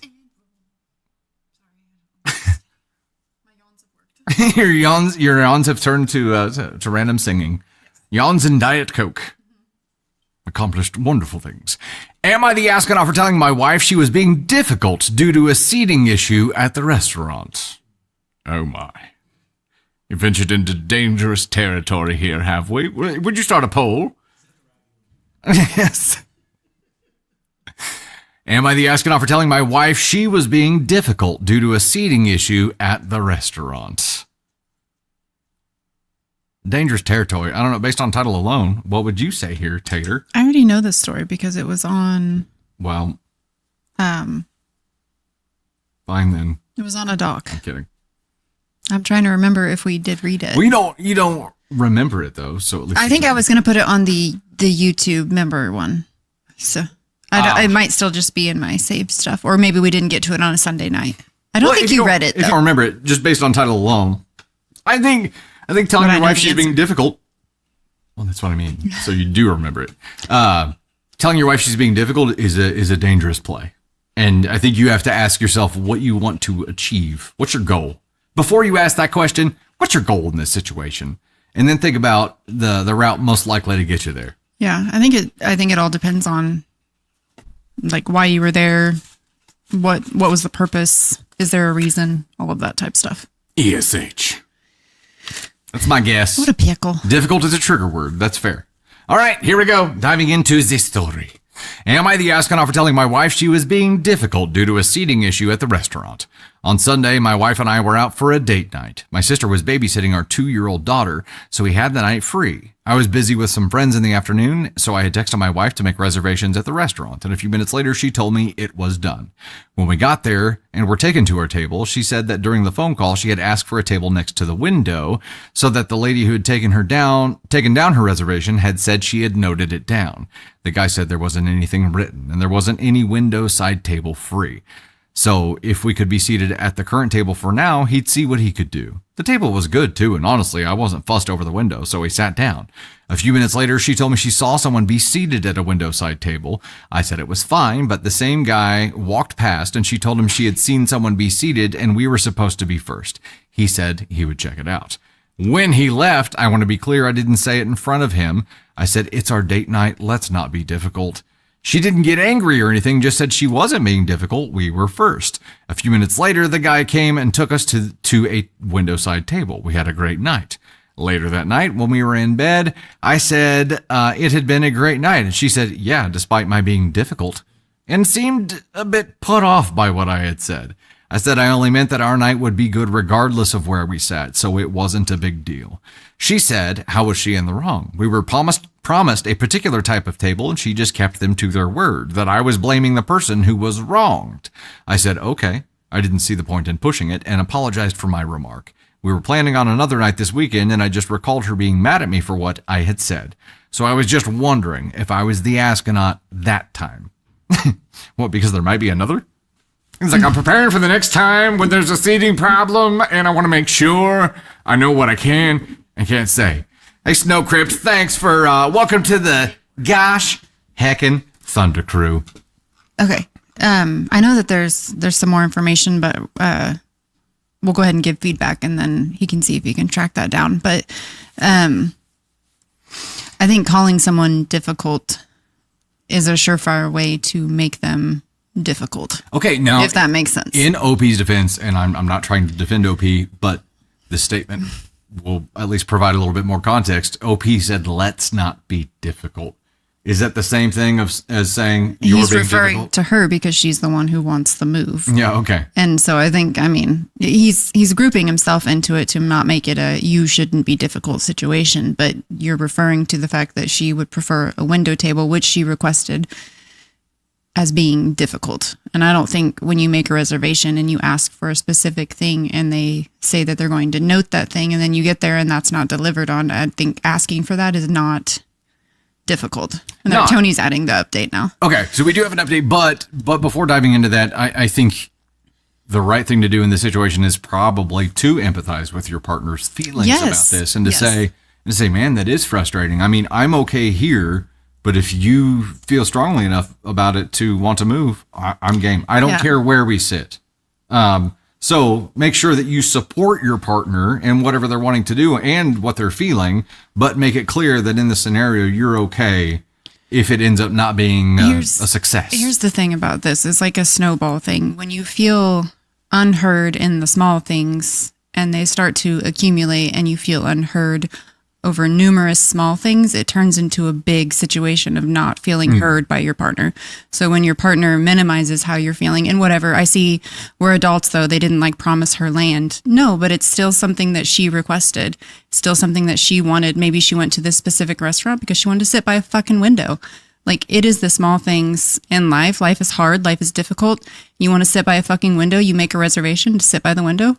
That's what you want. Right. And I don't think someone should call you difficult for saying what you want and minimizing, especially women being called difficult because they say what they want, especially by their partner, pisses me off. Yeah. And you're right. This could have easily been a snowball situation where it was the straw that yeah, broke and the I don't camel's mean back, right? it's like this one specific thing. I think it's like, it's more, if you don't take the small things and listen to what your partner is saying, they become big things. Yeah. Yep. Okay. And I think that's true for both sides, men and women. I will see if I can scroll back up. Where is the update? It's yeah. It's- Comments by OP and then the story. Okay, so where it starts. Yeah. Okay. All right. Comments by OP. My wording was wrong, is what I took from my last post. Some people had even brought up how difficult can have sexist connotations. I should have phrased it differently.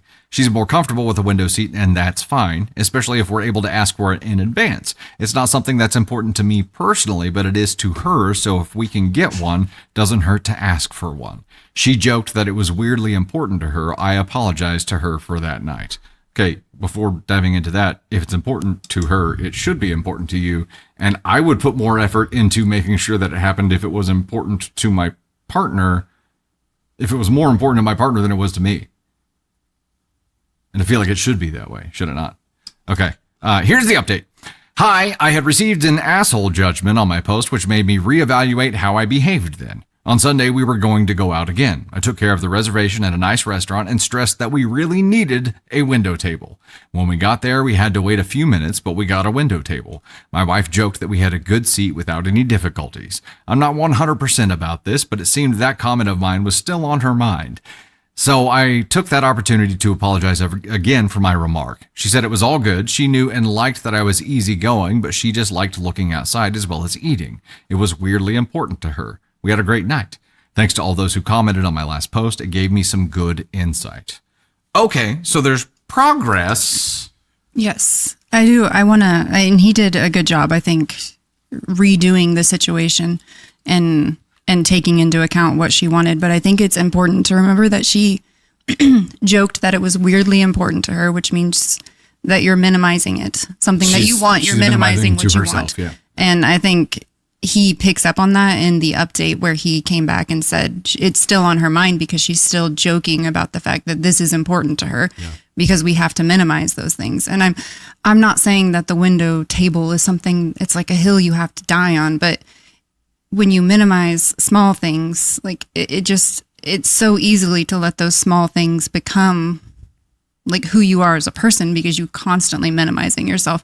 And I say this as someone who's recovering people pleaser, still working my way out of that hole that I've made for myself. Like if you say what you want and you say what you mean, your partner can listen to that and take you for your word. Yeah. But if you're constantly minimizing what you want, they don't really know you or who you are and what you want. Yep. And so I think it's important for the nature and like communication of a relationship to really say what you mean and have a partner who respects that and understands it and can have a conversation about that without having to make yourself seem smaller. We want that information. Death by 1,000 cuts. Yes, exactly. That information helps us provide a better experience for you in all ways, right? So the more clear the information we can receive, the easier we're going to be able to make that happen. If that information comes in some kind of shrouded puzzle, the chances of us being able to do something with it go down drastically. Right. So, we want that information. We want you to tell us. We want you to tell us how important it really is, and not self-minimize it. Yes, and when I was truthful about how cold I wanted my Diet Coke, he now understands it, and he's like, "It's a process." There have been several things. I get it, Yeah, and there are almost everything. But he does it, and like when you do those things for me, because you know I love an icy cold Diet Coke. I'm just using that as an example, but when you do those things for me, and because I've provided this information and you've listened to it and you've understood it and you give that back to me, like that makes me feel loved and cherished. And therefore, like I want to turn around and do the same thing for you. Yeah. And I think that is one of the things that has made our relationship much healthier than it was in the beginning, is because we actually took the masks off and are like, this, and it's the small things. It really is that adds up to, I know that you prefer naps during the day, but to wake up early. You know that I prefer to sleep in and not take naps. Like, and that works for us because we've communicated those things and we've come to this understanding, and it allows us to love each other on a level that's healthy and happy and joyful, instead of like me making myself feel this like I'll just drink this warm Diet Coke. And not have to say what I really want. And I'm not using that as an example. I'm not saying that it has to be about a Diet Coke. No, anything though. And I think when you take that mask off and you start saying, here's this thing that's weirdly important to me. Yeah. It's like, it's not weird. It's just, it's important to you, right? That's who you really are. You can't expect someone to be comfortable with you. Perceive it. You can't expect somebody to be comfortable with you if you are hesitant to show them you, right? Yeah. Like, give them that opportunity. Let them love you for you. I guess that's what I'm trying to say. And you let eat them spicy show up. brown nipples? Fried pickles. Yeah. Yeah, even though you didn't like them, you ate them anyway because you were Yes, afraid Sally Bean, exactly. to show your true self there. No, yeah, you should tell everybody that story. Elise dropped the tin bomb, said, when I was in Cali and would go to the beachside restaurants and book at times to get beach seating. Many places like that have a count of seating type. I would be upset if I didn't get one. Great point. And I also wanted to mention this. As a parent with small children, when you get a date night, like, it is a sacred thing, right? And OP's point here in the beginning was, we finally got a date night. Let's not be difficult. His Kristen, partner's that's so viewpoint was like, we finally got a date night. I'm not going to let it be a shitty experience, because there's nothing worse than finally getting a date night and having it be a disaster because of shitty service or whatever. But there's nothing worse than like finally getting that one night and it just tanking because the world sucks. So yeah, speak up to get what you. I love that he got a do-over and like made the reservation himself and did all those things. I think that's really sweet. Yep. So again, no assholes here, because he course corrected. Yeah. It's going to get real complicated. And I love these type of like small AITA stories where it's like he took feedback from Reddit and he was like, hey, I'm going to try to do better. And here it is. Like, I love when it's the small like stories like this sometimes. And there's further to go, right? There's a larger picture to apply this lesson to, OP. And I hope that's where he takes it. And as a general template, empathizes with, and then with her tries to find a solution, instead of just saying, well, this is a you thing because I don't give a shit, which is essentially what he ended up doing. saying, let's not be difficult. It's like, I don't care. Right. You do care because she cares, right? Okay. We will dive into next one here. No assholes here. Apparently, we need to make an NAH button because... Nah.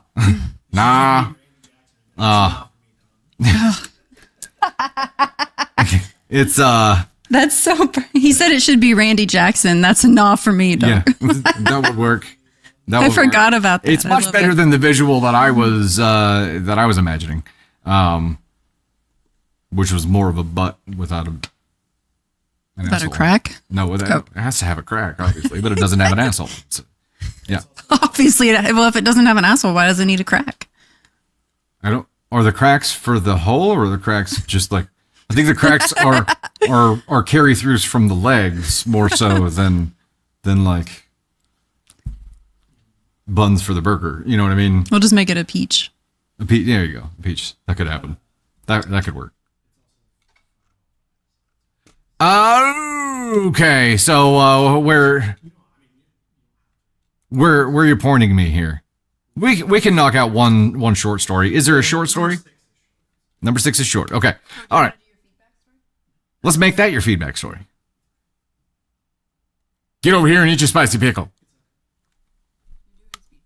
Okay, here we go. Yep, we're reading Tony's feedback story. Here we go. This one is, am I the astronaut for getting upset that my boyfriend deleted a text he sent to his childhood best friend? Am I the astronaut for getting upset that my boyfriend deleted a text he sent to his childhood best friend? I, 25 female, have been with my boyfriend, 26 male, for 4 years. We don't live together, but we're serious and have talked about the future. Things have been generally good, and he's never given me a reason not to trust him until something weird happened recently. My boyfriend is a childhood best friend, Lily, 26 female.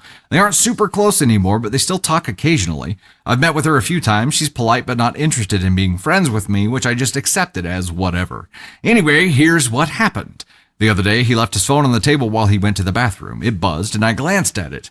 I didn't open anything, but it showed a message from Lily. The strange part was that her message was clearly a reply, but the message he sent right before it had been deleted. It literally showed, "You deleted a message."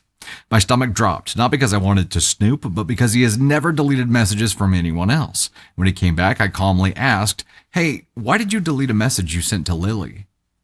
He tensed up and said, "I just told her happy birthday, that's all." Which confused me even more. Why would anyone delete a simple happy birthday message, especially if the reply is still there? So I asked, okay, but if it was just a birthday text, why delete it? He immediately got defensive. Because I don't like how I worded it, he said. It sounded weird, so I deleted it. But he wouldn't tell me what sounded weird. Not even a general explanation. He refused to show it, refused to paraphrase it, and acted like I was interrogating him for no reason. I told him I wasn't trying to pry into his conversations. I just didn't understand why he would delete something that was supposedly harmless. I also told him the secrecy is different from privacy, and deleting messages with another woman, especially one I already feel insecure about, doesn't sit right with me. He got annoyed and said I was overreacting and making a big deal out of a birthday message, but the whole thing felt off. If it really was just a happy birthday, why hide it? Why delete it? Why get defensive? Now he's acting like I'm the problem. So Reddit! Am I the astronaut for being upset that my boyfriend deleted a supposedly innocent birthday message he sent to his childhood best friend? And here to help us with the feedback on this is Tony Spark. What? NTA, thank you. No, I don't. Oh, I think there is important context to the story that I forgot to add in here. There is a comment in there that, because they asked what the reply was, because he said, says that deleted it and you could see the reply. The reply was a simple thank you. So a lot of commenters seem to say that it wasn't a lovey-dovey message or it wasn't anything like that. It was a simple thank you to say, like, it was like, okay, then it's not. Like, I think it wasn't what you think it was if it was just that. Like, not even exclamation point, not even anything, just a thank you. So I don't think that proves anything, though. No, I don't know that it proves anything. He could have sent her a dick pic and she could have responded with thank you. But I mean, is that the response you hope to? I don't know. Is that the thank you? That's the response that you hope that elicits. But I mean, I don't know. I don't think that I think on one hand, I don't think you can just automatically go down. And I know it's easy in the Reddit world to go automatically down that he's a cheater. They're sleeping together. He's a terrible person. Maybe he did just delete it. I delete messages all the time because I spelled something wrong or I said that or I replied to something. You delete something. I don't know. I could be off. Hell if I know. What do I know? I delete messages that I send to Candy Thunder all the time. And she goes, what'd you delete? And I go, well, I either answered my own question or I spelled something wrong or I don't know. Yeah, that's true. Okay. So what is actually happening there? I don't give a shit, right? I don't give a shit what's actually happening between him and this girl. What I care about right now is how this situation is handled. If you know that your partner is insecure about somebody already, and OP did know, at least that's the vibe. Yeah, I mean, that makes not OP. OP's boyfriend did know based on what OP has presented to us. Then you should understand how that would look, and you should be entirely forthcoming on explaining and showing and providing your partner with the peace and comfort. Also, I feel like there's got to be a little bit of a delve into why this insecurity exists. So even before it got to this point, I feel like if your partner is insecure about someone, why? Dive into that and try to provide at least every possible means for comfort there. There's also some of that onus on OP though, right? To identify where that insecurity comes from, because just the fact that it's a friend or a bestie of the opposite sex that doesn't want to be friends with you, OP, if that's it, and that's where all the insecurity comes from, that's one thing. If it's because they have a romantic vibe together, or you think this person is really attractive, or if you have a lot of similar traits, like there are a lot of things that could matter that could contribute to this insecurity. You could be getting a vibe for a reason. I guess that's my point. But do you think he needs to take it into consideration? Do you think part of his response was where he was annoyed? Like if she does this all the time, anytime they talk to each other or anytime they do that after a certain point that he's just annoyed by it, where it's like, it doesn't matter what you would have, if she would have seen the message and it wouldn't have deleted it. And if it was just, hey, happy birthday, hope you had a great day, it would have been like, oh, so you're sending her a happy birthday message? Like, what's that about? Could be. Look, like, you know what I mean? So no matter what OP does, like he's just getting annoyed by it because it happens every time when it has to do with this person. Right. When it's like, she's my friend. I don't know how many times I have to tell you that she's my friend. Like we grew up, like what do you want me to do here? You know what I mean? Like, I think that maybe like, cause he said he was sounded annoyed and he was like, and yeah, he knows it, but does he know it because you just constantly bring it up all the time? And he's like, there's nothing to worry about. Yeah. So like you're looking for a problem with that person. And if that's the case, OP is going to run him away one way or another, because insecurity can only repel people, right? It either creates like an overcompensation where you're clinging to them, or you're overmanaging them. Like your insecurity will drive people away. It's a self-fulfilling prophecy. It just will. So if that's the case, at some point he'll end up getting fed up and be like, okay, I've had enough of this. And if this is the 100th time this is happening, you're probably well on your way to that. If there truly is no reason to delete the thing, the problem is his reaction to her asking about deleting the thing, right? It's not even deleting that bugs me so much. It's his reaction of getting immediately defensive and then trying to divert focus back to her, right?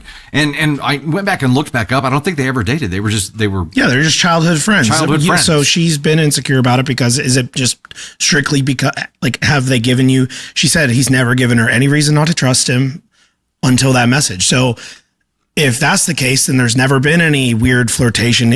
Are you just upset? Like, is it because she's a girl? If this was just a dude, if this was his childhood guy best friend and he sent a message and deleted it, would she be suspicious about it? Or is it just because of that? That's like, and how, fair. If he has to do this every time that she texts, like he texts her or says something with her or interacts with her, she already said like, she doesn't want to be friends with me and blah, blah, blah, blah, blah. I'm not saying that he's, completely off the hook. Maybe there is something going on. Maybe he is cheating. Maybe it was a dick pic that he deleted and he didn't like the lighting or the angle. I don't know.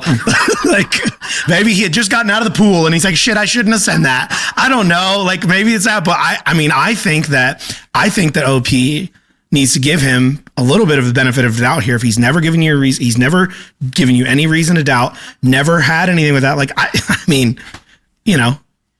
think you maybe just need to like, I don't know. I guess you got to kind of look at it and be like, why are you so upset about it? I don't know. Because you got to trust him. And if you don't trust him, then what are you doing in a relationship? If you can't trust that he says it's nothing, then I mean, maybe that's. It was the reaction though. It was the reaction to me. Here's where I'm at. I'm at an ESH here because the way he handled the deleting and his response to being asked about it is a problem. The insecurity is a problem as well, though. And there's a lot that we don't know here. So, OP, I'm throwing you into the ESH kind of on an unknown, but we don't know how much your insecurity is contributing to this, right? We don't know if there's a reason to be insecure. I do think your partner reacted poorly to this. I think your partner's a bigger asshole than you, because even if you have an unfounded insecurity, I do think your partner should at least be aware of that. And by being aware of that, they know the risk associated with deleting a message, right? Like, you're playing with the fire there. You at least should know it. Not that it's founded, but there's a toxic situation going on here. You all got to fix one way or another. That's what we got. Dylan, my answer is I am not going. Not going? Sorry. Well, I say I'm not going. I have been getting the itch to go, but it's, because essentially it could be the last game of the year. So indeed. And you know what? The Texans are a hell of a team. So their defense. Our offensive line is looking like Super Bowl 55 right now. And we all know how that went. It ain't great. So, it ain't great. No. I did have a brief because I know somebody who's selling ticket, and the ticket price was pretty good. And I was like, I even looked at the weather, and I was like, okay, maybe. It's be cold, right? And then, I'm trying to, I say this as somebody who's very financially irresponsible. I looked and I was like, no. I was like, I probably shouldn't. Now there is a chance that I could end up there. And then Ted gets the phone later. We'll see. Like, we're doing it. We'll see. But Dylan, I hope it's a great game. I hope it doesn't look like Super Bowl 55 with the offensive line and the situation we're in. But it's a all or nothing. This is it. So this is the game. This is the season. So no matter what, Dylan, while you're there, go see Josh at the Mid America RV. Yeah, Dylan, you should go see Josh. If you've never met Josh, you should go see Josh. Also, Tracy.